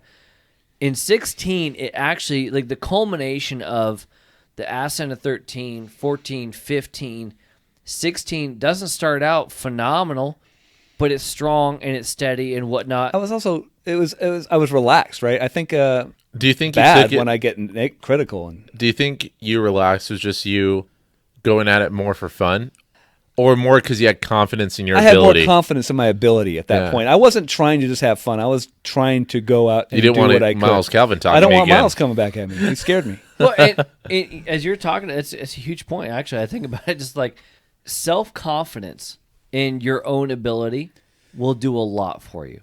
Self-confidence, like, I know what I can do. If you're not sure what you can do, that can get chipped away pretty easily. Whether that be a tough kart draw, whether that be a motor issue, whether that be chassis issue, whether that be on-track incident, whether that be curveball, the kart doesn't start as you get ready to go away. Like, if you don't have the confidence in your own ability, curveballs that come at you and your ability to hit them and at least foul them out, like, Right. I think the mental side of things, I mean, we see it all the time with like in competition karts. Shit, it happened to me it was a practice. It was on Friday. We hit the go button. It fired up on the stand. It didn't fire up on the pit. Shit, it happened at challenge. Yeah. I'm trying to go out for Missed the final part of your deal session, for yeah. the time set, and bloody thing won't start. But knowing that you can achieve blank, giving yourself that confidence of being able to go out there and do your job. And I think that's one of the things that like happened in 2015. I learned to get confidence in you- myself. There was guys that would tell me, this car's terrible, man. You're going to be terrible. And then I would beat them by a second a lap. And they're like, what the hell? Did they do anything to the kart? I'm like, no, just drive it. So- stop trying to think about it and just drive what Yeah. the kart's telling you and do what the kart asks. So And in 15, you actually gain a lot of confidence. You start learning a lot more about the ins and outs, etc. 16, however, it culminates into what ends up being one of the most, for the Arrive and Drive for Super Series, one of the most iconic and historical moments in the series. And it comes down to the wire. And what we're talking about here is the Masters Championship. You talked about Sergio Brava earlier, 5-time Masters champion, In a 5 row. in a row. in a row. Yeah, from 11 through 15. Yeah. Won the overall series championship as well. Exactly. And Yeah. 13, 13. In 13 wins the overall as well, with the very first Masters driver to win the overall championship. Diego Morales just did it in 20. And you're going to this thing. No one's beat Sergio. He's the man. Well, Mark Connell comes around here, and he's actually in the conversation. How does the last race go? I know that you and I had chatted. We were working again with each other. They're the S and the 16. Yeah. How's the last race go? Because I know for sure you wanted to make things happen, especially with the 206 stuff on So the that horizon. was a big part of it, right? I knew I was going to 206 racing with you guys at CSK, and I wanted to go out On a high. on a high. Yeah. And I had steadily from the 3 rounds before that started chipping away at Sergio. And I think it came down to 30-something going into the last round. And I said, well, being the guy that I am, I also told some of the fellow racers out there, and that's the trust. I'm like, hey, you know what? You might see there's some moves I'm going to make that normally I wouldn't make, but I'm really digging for this thing right now. And everyone was, they had raced around me enough to know that and I never did anyone wrong in that race anyway. You are notoriously clean. Yes. I try Yeah. to be. I try to be. I don't want To a fault. well, You are. okay. Yeah. But And The that front- moment right there, everybody, is the Yeah. coach and the student. yeah, That- that's literally what we have to The front Yeah. nose is immaculate. It's not though. My nose is bashed in on 206 all the time. We swapped that out with somebody else. Oh yeah. But anyway, I went in that last round and I said, okay, well, you know what I need to do? I just need to not worry about Sergio at all, and You just drive your race. I need to go win some heats. I need to see if I can double up. And I remember, I think Sergio, he had a rough draw on the first heat. I think he finished like below 10th or something. You like better that. get it right. We're going to fact check. I am going to get it wrong, or maybe he got a penalty or something. So he didn't have a good finish. He didn't have a good finish, and then he was making up time in the second heat to get back up, but he made up some points, but I still won. So I was like, oh geez, all right. Well, now I'm starting on pole in the A main, Grabbed some points in the heat races. and I think at that point, I think he was starting in the 20s, and I was starting on pole in the A main. I said, man, if I just finish in front of him, I've got it. Also, there's a big ass championship battle brewing between the Calvins. You are starting on pole. The guy you need to be is not. He's back there a ways. Yeah. And so you can't do anything but mitigate the loss. That's all I was trying to- That is I the mean- downside of starting on pole is mitigating loss versus going and getting it. Yeah. Never mind the other stuff you're talking Because I mean, about. it's not. I think I went in the race just like you said, trying to mitigate as many losses as I could. I think I was still in the lead in the 4th or 5th lap or something like that, and I was like, okay, I think I can run this game now. Well, then here comes the Calvin train, and they go motoring by me with Henry Morris and stuff like that, and I'm just slowly but surely losing spot here, and things are getting dicey, and then. At the end of the race, Henry was gone. Logan started trying to make it a schmozzle. And so now all of a sudden I'm in the middle of this crowd. Because before that, I think I was like 7th. And I was like, and I got a gap to 8th. And I got a gap to 6th. Beauty. This is keep rolling here, man. I don't care where Sergio's at. Cause Did you know the points? Did you know what you had to do? Not really. I just knew I had to finish in front of him. Oh, okay. That's all it was. Yeah. I mean, I did some math in my head, but I think the math turned out to be wrong or something because you were like, I think at the end of the race, you're like, we have no idea who won. It was close. I had called it the Brothers War in the previews, and it was Miles versus Logan for the championship. Well, Miles and Logan are on course right next to each other. The only shot that Logan has to beat Miles is to get the rest of the world involved. So he starts backing. They're racing each other hard. He's in front of Miles. Yeah. And he starts backing Miles and everybody up to the group that used to be gapped is now very tight. Yeah. So it's basically second or third or whatever with Logan leading the train and the rest of the world. I think there was like 2 seconds. I mean, at some point we were all spread out, but then I think at the end of the race it was like we were all like there was 2 seconds separating second to 11th or something like that. It was just this. And that was the ideal. You got a championship battle behind you. Henry just shows up for that race. He's like, all right, well, I'll just go cut laps. Yeah, don't mind if I do. Love trophies. But yeah, those guys are driving each other down to the bottom of the track, and making it hard. It was crazy. And they're 3 wide, 4 wide going into turns. Logan's toolbox is wide open, running out of tools. Yeah. So laps are winding down. You're kind of falling back, and you get caught up in the schmozzle. I just get caught up in the pack, and now I got guys. There's more contact than I would like when I'm trying to just stay in front of Sergio. I think there was a couple of times I looked across the track, and at first I could see him coming the other way. Well, now I can't see him coming the other way, so I know he's back there. Right. But I'm like, do I look? And I look. I don't see him. I know he's there. So, bitch. All I know is the checker flag comes out, and we're all in scales. Cause I think I finished 9th in that race or something like that, and I think Sergio finished 11th or he was like 11th or 12th. It was only a handful, close. A few spots. Yeah. So yeah, and he went to work. Yeah. Well, I guess he got passed on the last lap by Marcin Balazzi in Long Beach, and that was that's position. Right. I remember hearing about that. You know what? 'Cause it pops in my head. It's a little ironic because Casey Cook will tell the same story about his championship that he lost to Sergio in 2013, where Sergio is adios. He was. I remember he that wins. race.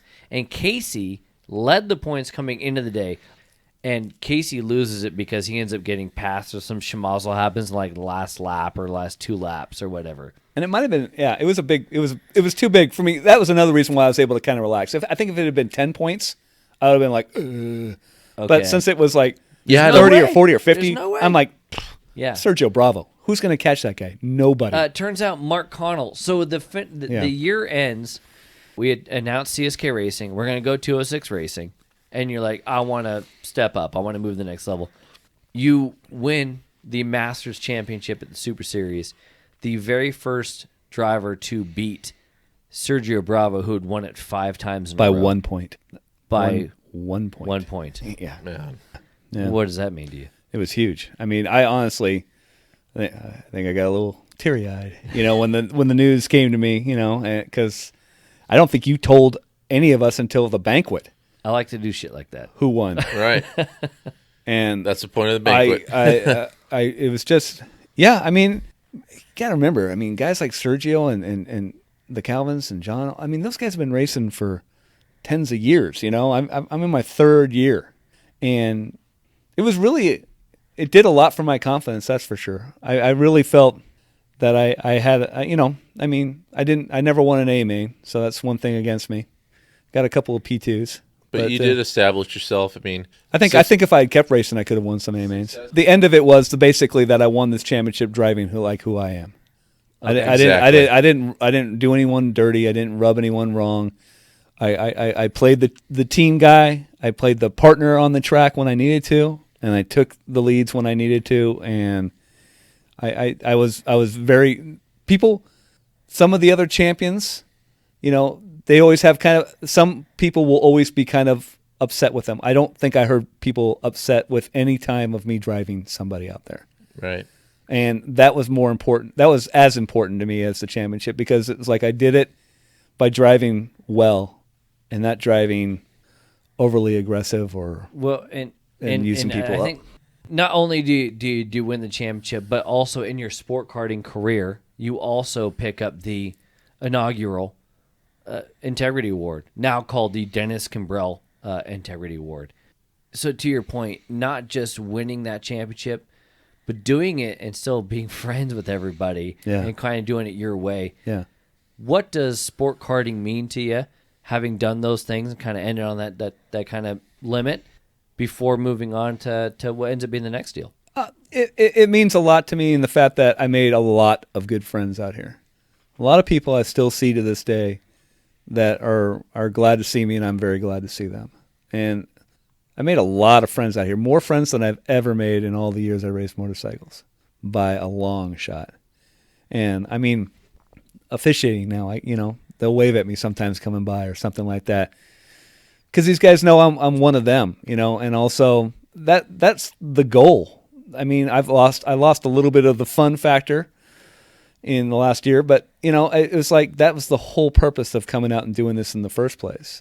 And I like to be proficient at what I do, but yeah, I mean, the Integrity Award was a very, very big win for me. Earning, I guess you will say. Yeah. Personal. Because I mean, they voted for me, and it meant a lot to me when I received that award. Well, anytime your peers look up to you and go, dude, we'll race with you. You can be my wingman anytime. Yeah, right. And I'll say, damn it, you can be mine. When you did start pissing people off again, though? When? 206. Who'd I piss off? Oh, maybe. Doesn't matter. We're going to get into it. Yeah. Your amount of competition karting knowledge was how much? 0. 0. You make the decision to move to 206. Before we get into the 206 game, why move up? Like, did you always want to do that? And again, we're talking about somebody at 40... 46 around there? 6? Yeah. 6, 7. I'll be honest with you. I don't know how much longer I can drive, so I figured I would want to move up and take a new challenge before I can't. So, was it purely just how No. far can I go while I can? it was partially that, and it was also partially I was kind of looking forward to the opportunity to be able to tune for myself, or with your guys' help. There's changes I could make to improve the ride I'm on, and to keep the same seat the whole time. So depending upon the race, you can change all the things that you can change on a kart, depending upon what class we were in at the time, and on top of the fact that I didn't know how long I was going to be doing this. At 46. When you were moving from the sport karts to the 206, one of the things I want to ask you, because you're one of the few drivers that has literally made the progression, if you will, as a Masters driver, from sport karts to 206, and then eventually to KA, which we'll get to hopefully. What was the challenge from sport karts to 206? So one of the challenges I first came across was the increased lack of grip, or increased grip with the 206. Right. Regardless of the tire we're on, it's still going to be a million times better than a sport kart. The overall grip level, whether it be the tire and or the chassis, just working more. Exactly. The chassis, the tire, the ability to your corner speed at apex is so much higher in a 206 than it ever was in a sport kart. To even make it even more confusing, I guess, is the fact that it's so much grippier and so much this, but the racing was very similar. The throttle application, if you will, the braking was better in a 206, but you can get in as deep and you can get on the... It wasn't a huge jump from sport karts to 206. There's a lot of similarities. What I've always told people is it's the natural progression. It's definitely the next step up from the Ride and Drive series. Yeah. On the flip side, though, the other thing I've said is the better you get at both, the more they start to separate themselves. That's kind of what I've always felt. Because you really do start to notice the difference. Well, I came back and did some pro races in 2017 when I was racing CSK in 206. Yeah, so for Super Series, what we did the first year we had CSK was there was still the standard Super Series, but there was also the pro class, which we did our Ride and Drive program for 206s. Right. So, yeah, it was pretty cool to expose people to that. But I also raced my Masters class in Tri-C was pretty much my spec kart. So at Tri-C, Yeah. you got one go-kart, Yeah. 2 classes. Yeah. They were running the exact same minimum weight. So I want to say it was 270 at the time. But we had 370, yes. And they were running the same damn thing. So Spec had a blank gear that you needed to run. Masters, I want to say, was open, but we basically said it was basically the same. the best gear anyway. And But at the end I of the couldn't day- change. I didn't change rims. I didn't change anything. I could have switched over to lighter rims. I could have changed over to better wheels. I didn't do any of that. Well, and that was the when I same was thing racing for Mike and I in senior. Like we were on the We were all in the spec same setup, boat. right? Yeah. Yeah. Where we could change stuff. I think you guys had different pills on your carts than in I had on 2018. spec. In We ended up 2018. having the Yeah. adjustable pills, but we had actually still ended up running the standard setup. Yeah, the point being is that you could transfer from the arrive and drive to the 206 game, and what you need to get used to is if we're being honest, it's not the power, it's not the power, No.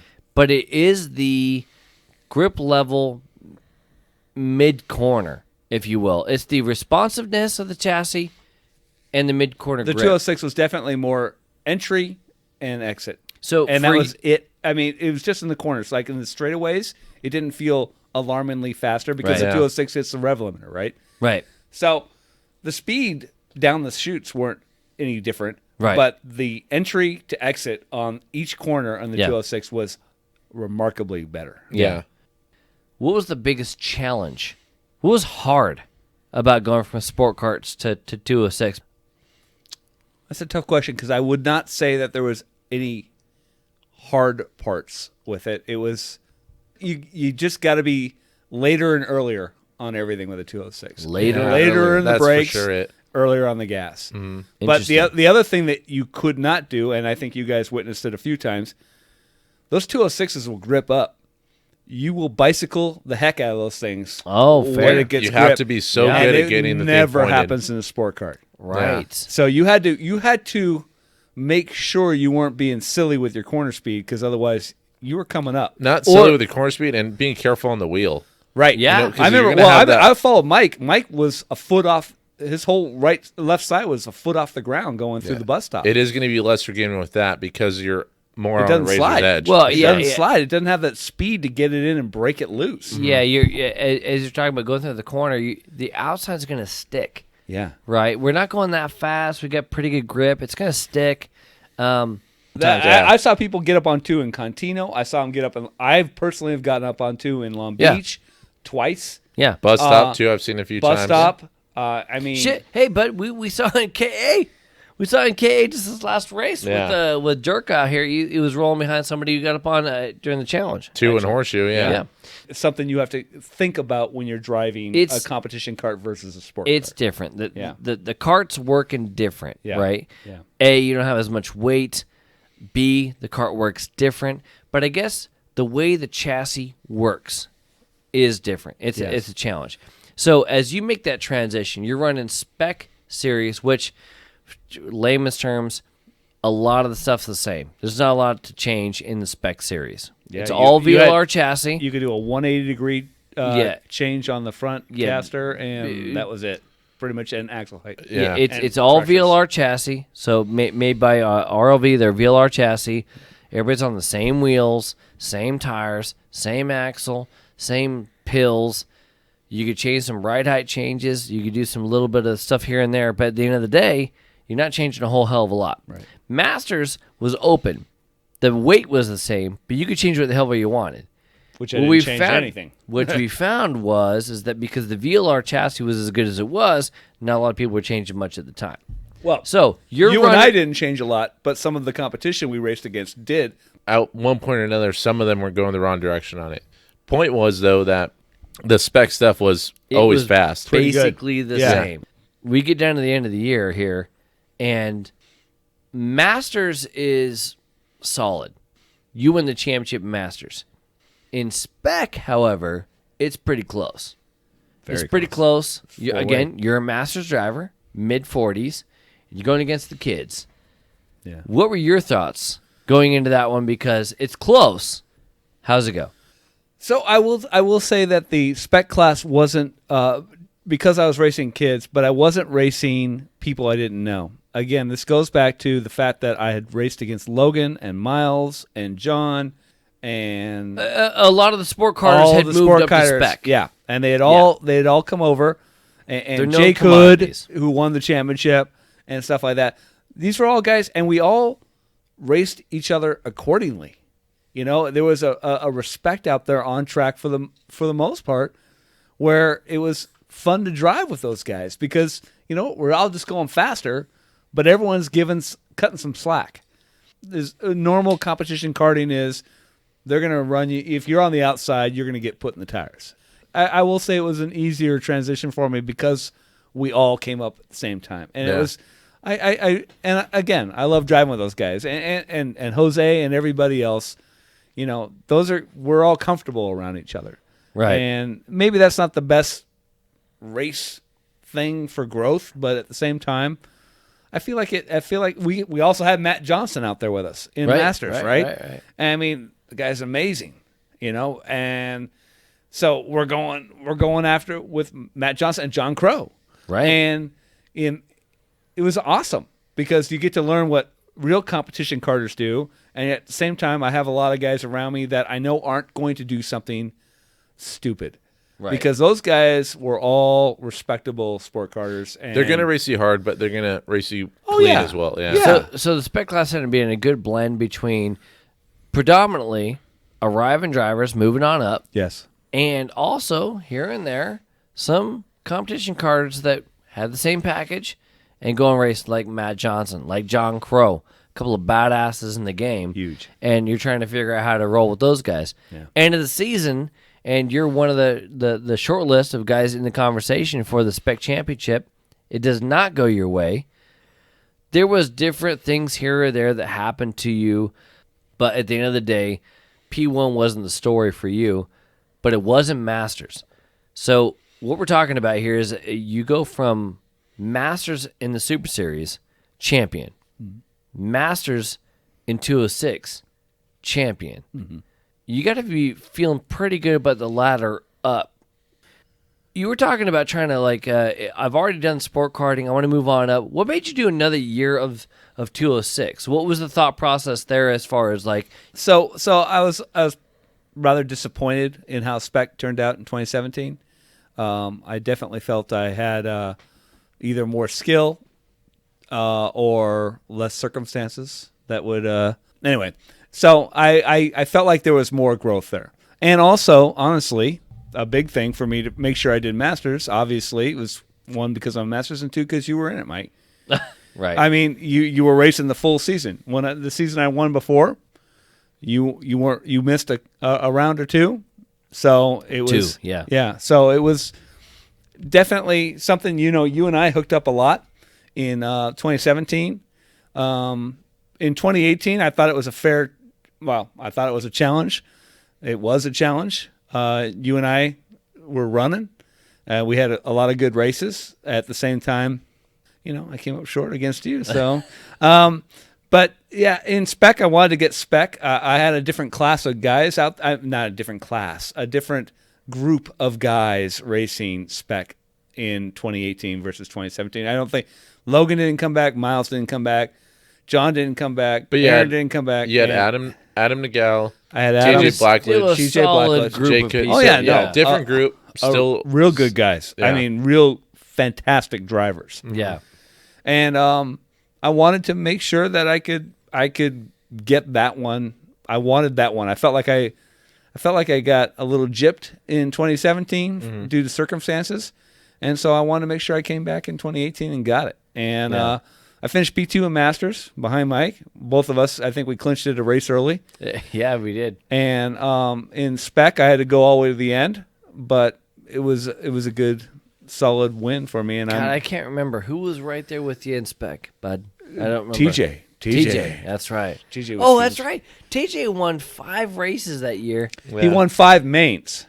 Sorry. Yeah, he won 5 mains. 5 mains. So I won a lot of heats. All I care about, when I say 5 races... He got the trophies. 5 mains. He got the trophies, for sure. He was fast. But he was losing out in the point game because old Marky over here was getting it done. I'd get pole, and then I'd get a win in a heat, and win in a heat, and then he'd win the main. Well, the difference between the two is I'd still come out positive. You know what's funny about that, too? So you won that Spec Championship in 2018 on basically heat race wins.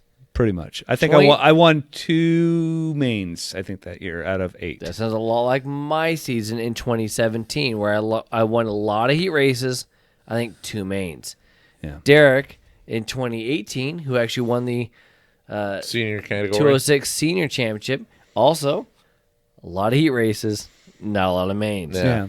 It's It's called being consistent, right? You can't just be you gotta be there through every Well, and I race. think the big thing too is people thinking big picture. Yeah. So many drivers go through the day, and not a lot, but so many go through the day with just thinking about the main, getting the trophy. And you got to think about big picture. And I will say what your goal is. That's something that I learned racing Super Series. Well, I was just gonna say, Yeah. Because in Super Series, heats matter. yeah, Yeah.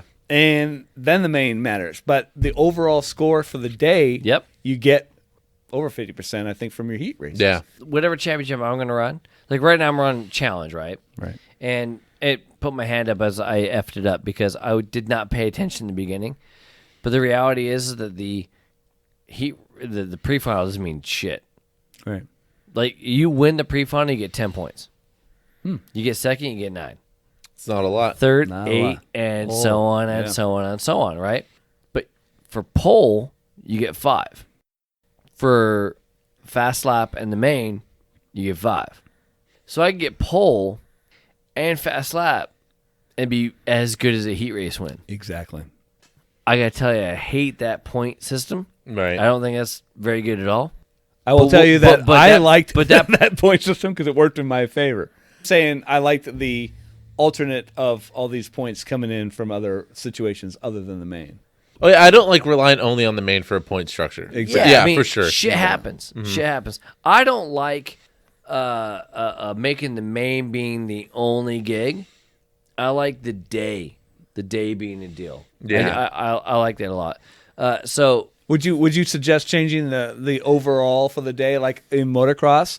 If I win 2 heats and finish P2 in the main, my point total is higher than the winner of the main. Therefore, in motocross, I would get the first place. 100% no. Okay. I think if you win the A, you get the trophy. Doesn't mean you got the most points, Right. but you get the That's trophy. you won the show. Yeah. Did you That's win my the A thought. main? Did you win the main? Yeah. Then you get the trophy. Yeah. Yeah. But are you going for the championship? That's Then what do you care about a trophy, bud? That's honestly, You know what I mean? I picked up a fair amount of 2s and 3s Yeah. but I got the big one at the end. 19. I was also in the game of 206 2KA or 100cc racing. And I'm like, hey, this VLR chassis. The 3 of us. Yes, myself, This crazy idea. Yeah. let's Derek, run with and it. yourself. Trying to turn this badass 206 chassis that is the VLR, which is, The I don't best. think anybody's going to argue against it being, but it was partially my brainchild to go, hey, if we can make this thing a 100cc piece, this would be pretty badass. Yeah. So in the 2019 season, I was able to somehow convince the man, the myth, the legend, Art Verlinger to go, hey, let's try to do this. Long story short, we started the season, myself, Derek Esquibel, and yeah, you, Mark Connell, were all on the VLR. The same 206 chassis, the same, everything's exactly the same, but we're going to go KA racing. We're going to go 100cc racing. Yeah. What made you want to move up and go faster? So this goes back to goals met, right? So when we first talked back in 2014, I wanted to win the Masters Championship in Sport Kart. That's right. I won the Masters Championship in 2016. All right. Well, I'm moving on. I wanted to win the Masters Championship and the Spec Championship in 2006. Got that in 17 and 18. It's time to move on. I don't want to keep there. I don't want to stay in one spot and collecting trophies and Yeah. stuff. Not to say that I would have, because the competition in Masters was strong, very strong. I'm just saying I've done it now. So What's next? Yeah. What's next?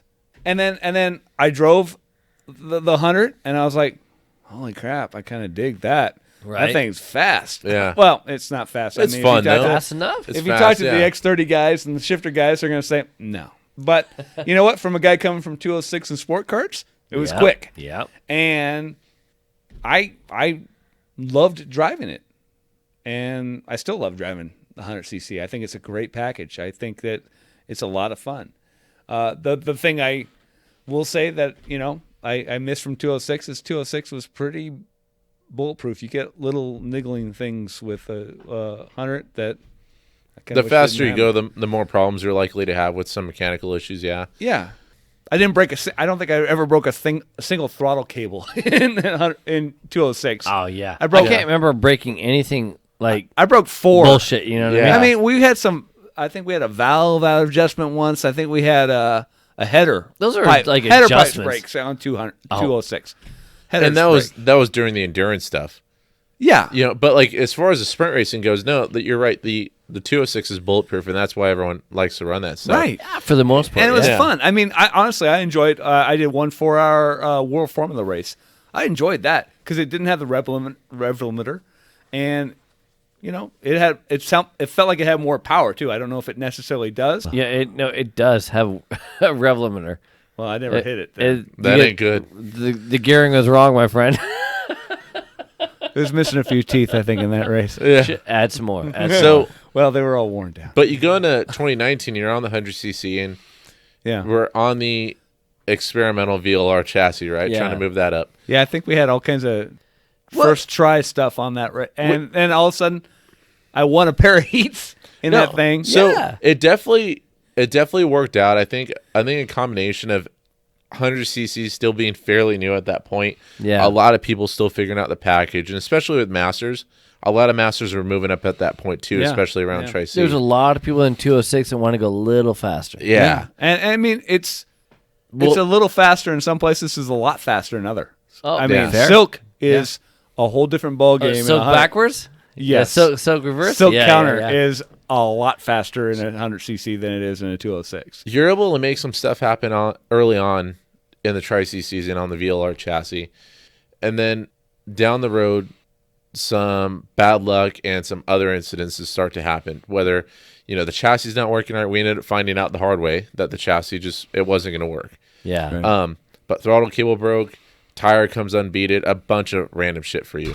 Yeah. But that year, at the end of it, you did get on the podium overall. You finished third, which is awesome. You still, with all that shit. So, on Yeah. basically, an experimental chassis. A tire debeating Yeah. What in silk going clockwise. I mean, which that- is part of the experiment. Yeah. The entire thing. we need rim locks. at the end of the day, it was a lot of, like Derek was saying, like dice rolling. It's dice rolling, Right. and you still finish on the podium overall. Right.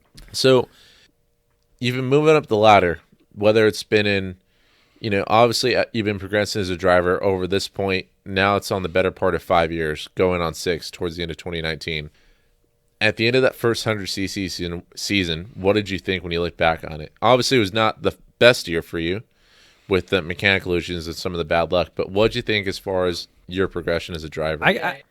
Yeah, I mean, I felt like I did some of the best driving I've ever done in my life in that 2019 season. Honestly, in that VLR, I think that that kart you had to respect it and drive it nice, and it would respond if you did. And I would say that I would say that the 206 is a great jump. I think jumping from 206 to 100cc is the next logical step. I would say never go from 206 to an X30 or a Rock or something like that. I think that's I think there's just too big of a jump. I think that you can't find maybe KPV. I don't know. Would be, but even that's like no one thinks about that anymore. They're going to think about right. 100cc, Right. IME, and VLR. You're not going to have the resources for KPV like you do with IME or The VLR. With the VLR. I think that it taught me a lot about smooth. You can't do stupid inputs into a kart at that speed. Yeah. And even as slow as that is compared to the really fast guys. It's more refined. Yeah. You got to, and the margins are so much smaller compared to the competition in 100cc than they were in, like, I raced against you and John Crow in 206, and the margins were extremely small there. Right. But there's a lot of guys in 100cc Masters that are really on point. It's a deeper field, yeah. and when you make the mistake, it shows. Huge. And now you're working even harder to get back up to that person. You know what? I never felt uncomfortable moving from 206 to 100cc, but when you do feel uncomfortable in 100cc, you're really out of the game. Whereas in 206, if I felt a little uncomfortable, that just meant I had to concentrate more or do something. Gaps get big fast. So right? Everything, you screw up a couple of turns and all of a sudden they're gone. Right. And you're like, oh. With this being like my first year really making a run at the 100cc, like a full year, right? Everything you have there's always their margins, right? Some corners you have to drive hard, others you have to back it off. And it's the same thing in anything you drive, but with the 100cc, excuse me, as you start to get into the two-stroke stuff, the biggest part I've noticed is there's more you have to feel. Yeah.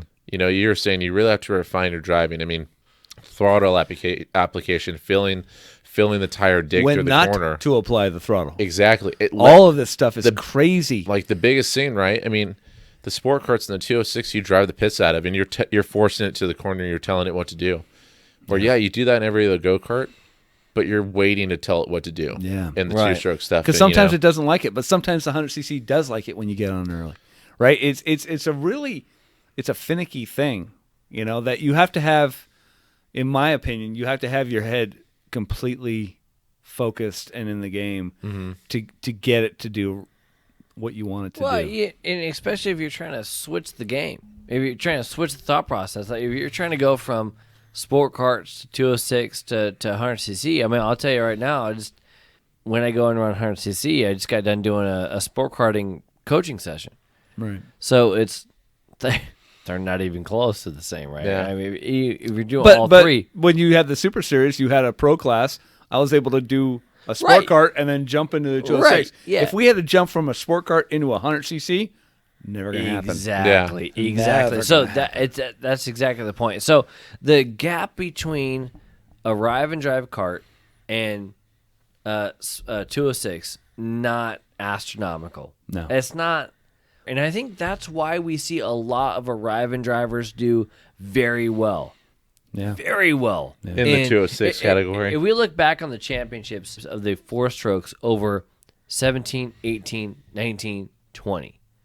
Yeah. And every single one was an Arrive and Drive karter from the Super Series. Like this is the way it was. Because racecraft still matters, right? Well, yes. In 206, you needed to not overdrive. Yes, but also the transition, Yeah. the general way that you drive. However, what was the number one thing that I've talked about with both Derek, yourself, and Mark? Footwork. Yeah. When we were talking about moving up to two-stroke, and it's chassis dynamics. Yep. Yeah. Chassis dynamics. Shit that you don't even have to even think about, really, if we're being honest, in the 206 game. No.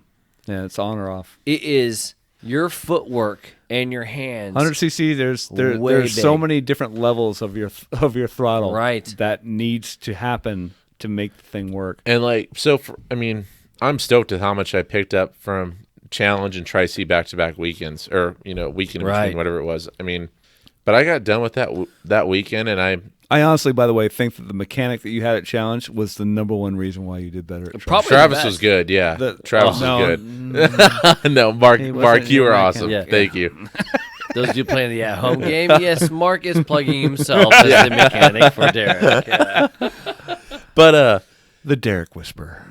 Yeah. But the amount of stuff I learned from those 2 weekends, and I'm like, man, I feel like I picked up a bunch. And the amount of shit I just learned, Ryan Norberg, he just goes out and does that, and it's so much more refined. Like that. I've been watching his videos on YouTube. They're insane. I just started picking up on some of his YouTube stuff. Yeah, but the moves that guy makes are unbelievable. The refinement, and it's not just him. It's Jake Drew, Matt Johnson. There's a number of them. Yeah. But for those guys to just have that quick reaction, that was them jumping down to 206 and be like, God, these guys are good. Right. Yeah. When they were racing us and stuff. So it is. And to be fair, though, some of those guys go back to 206 and they're like, holy crap, I can't. It's hard because the focus and the precision you need in 206, you can't slide a turn and stay in the game. With 100cc, I feel like you can. You can. There's a little bit more margin for error, I think, But because 206, of the power. you had to be an pretty extent. damn precise. Yeah. Lap after lap after lap. And that's something, again, I think you learned racing sport karts. Because in sport karts, if you blow it, you're going to be screwed. Well, and that's what I tell everybody. I'm like, especially coaching sport karts, I'm like, don't try to be fast. Just make sure you're hitting your marks. Every time. Because if you're not driving 100, if you're going 90% your fastest, you're still going to be a hell of a lot harder to pass. Absolutely. You know. Well, I'll tell you, going to your point about what the difference is, driving today, there's a few times I mess it up. We're on the Sportivo course here at Cal Speed, and I was messing up going to Monaco a couple of times. In the 100cc, I was carrying enough speed that I could rotate in, F it up, make a double input, and still get back to the throttle at apex. Like, it's not too bad. Come across the line, and shit, I lost a tenth. Right. A tenth. Yeah. And that was the mistake. I would wager to say if you put that much wheel input into a sport kart, you would have lost. You're starting to bind up the chassis. You're bogging down the motor. Well, and Everything's gonna go to hell. that's what I want to get at. So to your guys' point about like, it's not that it gets quote easier the faster you go. I argue it gets harder. Absolutely. However, the margin of error grows. Yeah. Because I'll tell you, you know what the problem is a two-stroke driver moves down in 206. You know what he's doing? Waiting. Exactly. He's waiting. He's getting on the gas too damn late. Yeah. He's trying to roll the car too much instead of us. Like, honestly, we drive the piss out of it, point and shoot. Boom. Point and shoot, you know? Because the kart doesn't work as much, and B, it doesn't work as much. Yeah. You get on the gas, it doesn't slam its ass on the ground. Mm-hmm. You know, it's just different. It'll still the pick will still be there even when you get on the gas on a 206. Well, it doesn't matter. 100cc will flatten out, and now you're pushing. And, It doesn't matter. Yeah. You know, on the 206 or the sport cart, you jump on the throttle. It doesn't matter. You rotate it through again. In the sport cart, you can't make an adjustment. On the 206, you make that bitch as free as you possibly can. Keep it on the edge. Get it on loose. top and of the it's still too surface. tight in the main when it's hot races. It's still too stuck. I get in the the 100cc. I'm like, Jim Barry, the guy I run for. I'm like, I need more grip. I need more grip. Give me more grip all the time, more grip. And then challenge came through. I'm like, I need less grip. Take it all out. All of it. Yeah. Mark Connell, you've gotten an opportunity to go. I mean, man, I'll be honest with you. I working with you all these years, I did not know all the previous things that you did. You weren't necessarily born into a racing family. You got an opportunity to see some iconic things, right? First Daytona 500 on TV. You got a chance to see racing at Long Beach. Formula One, in downtown Phoenix. I also saw Sonoma. Crazy. The first as time hell. NASCAR went to Sonoma, that was crazy. Yeah, Bob Bondurant, they had a Corvette race before the race, and Bob Bondurant was the pace car, and they screwed up, and Bob made them work so hard to keep up with him on That's the pace car. awesome. It was insane. You got a chance to see some things. Yeah. Some things. And I love it. And that just like spurred you on. Yeah. But I think wow. this is the cool part about having you on the show, Mark, is you're a guy that a lot of people can relate to, whether it's a sport karter that's trying to move up the ranks, and whether it's a kid trying to do it or an adult trying to do it. Right. The latter is going to be exactly the same. Whether you're 12, trying out sport karting at Cal Speed for the first time, Right. or you're 44, like Mark was, Right. trying sport karting out for the very first time. So It's the same. It's neat. You're another example of what the sport is supposed to be. People moving up the ladder, having a good time, and you're we've always joked, you're kind of the perfect customer. You've been able to move up and stay in the sport, but it's also just a really good example of what it's supposed to be. And on the flip side of it, the other reason everyone can relate to is because you started off as a fan, which we all have, right? Yeah. I see so many fans out there when And- they're racing. But those it's guys so- all love driving. But it's so neat. You're so like, awesome. you're so excited to watch these races on TV. And you finally got old enough. You started doing the bike stuff, and you heard about this place called Cal Speed. And then, if you will, you became a race car driver. And by the way, I want to make it clear, I still get excited just watching some of these Sprint Series races and Super Series races. Right. And we're all on the radio together, guys. As an Yeah. official. And as an official, and we're like, what a hell of a race. Yeah. This is awesome. Yeah, so no matter how you scratch it, you're still a fan. Oh, huge fan. You just doesn't Yeah. matter what it is. You're a race fan. Oh, 1,000%. Yeah. So, no, I think it was awesome having you on the show, Mark. And like Mike was saying, and you already know, you've been a good buddy of ours for years. And unfortunately, this night went on way longer than we wanted. This was a very long episode, going on the better part of 8 hours, I You think. told me it was going to be a 4-hour episode. I said 4-hour episode. I didn't say 4-hour interview. It But- ends at 4. Yeah. But, AM. dude, thank you so much for golfing with me this morning. Yeah. Thank you for Love joining you guys. us here. You in guys the are my office hanging bros. out. I really love you guys to death. I really do. Always And, a good time, man. We spend way too much time in this office hanging out after the track. Goes You know cold. what? And that's what you were talking about with Andy and stuff like that, where he likes to get together after the races or Right. on off nights. The best times I've ever had has been us sitting in this office or outside on the walk path there, and just Shooting the shit. bench racing Yeah. Yeah. and talking and having fun, having Mike berate me Yeah. and say I'm wrong. I have mental problems that keep me that allow me to enjoy that, but I do enjoy that. So One last story I'm going to bring up. And this will bring an end to it. Your favorite. So we sent out a questionnaire to the guest, and we're like, "Hey, what's your favorite moment with one of the guests?" And I thought this one was too funny not to mention. What did you say your favorite moment was with one of the guests? I'm not sure I remember which one it was. So He's got like 17. there was a bunch. You told me earlier what it was. Okay. Yeah. So not with the Jesus. guest, with the host. Oh, sorry. Yeah. Host. I think I said Because guest. Sean wasn't a guest.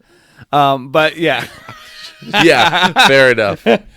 No, I mean, the best was this clean, legal pass I put on Derek in the All-Star race. And What position was that for again? it was for last and second to last. Yeah. Hold on. Pause. For those of you listening Clean at home, legal pass. Oh, it was The amazing. Cal Speed All-Star Race is something we started a couple of years ago, and it was literally for the top drivers that have been the pinnacle of arrive and drive karters, whether it be Super Series or otherwise, over the last couple of years, and they get this automatic berth, right? So we've been trying to put the best of the best for arrive and drive in the game, but also some like up and coming stars, right? And then yes, Derek and I would join the crew for this All-Star race. In the first year, So the first year, the first year. So Mark hasn't been in a sport car at this point So for let- a few years. and the way it worked was like this random draw of karts. Well, everybody was able to pick their own go-kart off of like this list. Derek and I get whatever's left. Long story short, Mark Connell has a hard time with the new layout, And as does Derek. and the seat falls out of the cart. The cart. The seat Wait, hold on. completely The falls seat, off. the seat doesn't fall out of the car. Well, off the- okay, it completely lost its Allegedly, rail. the Luckily, TA was there the seat to came- fix my cart. So, because I came in, TA fixed his seat. He bloodied his finger for Cal Poor Speed. guy, Wow. man. He bloodied. It was his not finger. for Cal Speed, it was for Mark Connell. It was- Yeah. God bless TA. So, anyways, I get back out and I am running behind So Mark is having a hard because time. I started P4. I'll tell you what, Due you to didn't the draw. finish there. Yeah, so apparently Mark had this alleged issue with his seat. He couldn't figure it It's out. been his life. documented. And he had some help from the sidelines, what have you. Thank God. We get to the end of the race, and these guys are fighting for. So there's 20. We are racing each other hard. Hard. 20 people in the race. 25 people in the race. 25, I think. 25 yeah. in the race, and they're going for I think 25th. Oh, no, we're going for 24th. Oh, 24th. I apologize. yeah. 24th. Yeah. So Mark Connell and Derek Esquibel fighting tooth and nail for last place So- in the All-Star race. It Like, was strong. so- It was unbelievably demanding, and There was a lot very- of people on the sidelines. I think Oh. that we got at No, least actually- 2 people on the internet watching this race. Everybody watched it, and everyone watched me beat Derek. But actually, Everyone. people were so excited, like, and laughing so hard watching us for the first few laps. So, Oh yeah. So between Mark, elbows up. yeah, Derek. between Mark being out of a sport cart for quite a few years, 2 years. 2 years, kind of forgetting how to drive him. It's coming back to him a little bit, and me having driven him all the time, but One, Sucking. the last sector I just sucked at. Yeah. The You were course, really bad. You were really bad. the last sector I just sucked at. Which I designed. Yeah, thank God for that. And I think So Mike literally laid down dirt in the last section to make the carts push. So- 'cause he thought it'd be fun. But because I sucked so bad in the last section, and Mark just sucking, let's just say that, our talents equaled out, and we were pretty close. yeah. So I'm holding him down, like we're next to each other. I'm pushing him down all the way to the inside, going into turn Mind 4. you, this is a 50-year-old man that's way overweight racing this Adonis of Derek. People kill for this body, Mark. That's true. I like the Adonis. Yeah. But I like that. but laps go by. We finally come down to the. So I passed him. By the way, I passed you when I came back on track, clean. Passed you. and then I got you back. And then you got me back when I had to do the Joker lap. Strategy. I was winning. It was perfect. Yeah. And then so it went through Contino into the S's, but then it did a hard left into Long Beach Yeah. and then on. So we're coming down to the. specific section that Derek with terrible left. We're coming. Yeah. The We're coming down to the specific white flag, or we're coming down to the checkered, and I turn around. I'm like, area. He's all right. looking back at me. And I'm like, I got He's Mark. eyeballing. I got Mark covered. This Yeah. could be no problem at all. I could mess up this Fantastic. section even worse. Yeah. I probably did it the best that lap. You probably did. But I get through the last section, and all I see, I'm coming out of Long Beach, and all I see is this cart cutting through the S's, crawling, and it's Mark looking back at me, waving his fingers, and my arms come off the wheel. The and hands go on to the my- helmet, Yeah, and if you could see tears coming from underneath the helmet, that you would was it. see And my arms just go forward, and I just drove my ass off to finish 25th. Where are the officials? Yeah, There was no officials. and I just coast across the line. I was really meanwhile, I was- there was pictures of me pointing back at him. I mean, it's not just the pointing on the left; it's pointing back all the way down the straightaway. Yeah. And it was the cleanest, fairest pass I've ever made in my life. So And yeah, The results show it. cheating. The results show that Derek finished behind me. I was so. bummed out you didn't get dinged in tech, but yeah. Yeah. No, Unfortunately, they didn't weigh out 25. It's, I can't believe it. It's the All-Star race, so obviously we quit watching after top 5. And, But, and at the end of the day, that epitomizes the fun Yeah. Yeah. that it's all supposed to be. I also want to make it clear that Derek made a phantom call on me the next day in the Super Series race in the C main There may have been a motive, or there the may B have not have main. been. He's like, you know what? I'm gonna ding this guy. I'm like, oh God. He's in there. Anyways, Yeah. I'll tell you what, Mark Connell, you're our friend, but damn, this was a long time coming. We really appreciate you being on the show, bud. yeah. Thank you very much, guys. I appreciate it.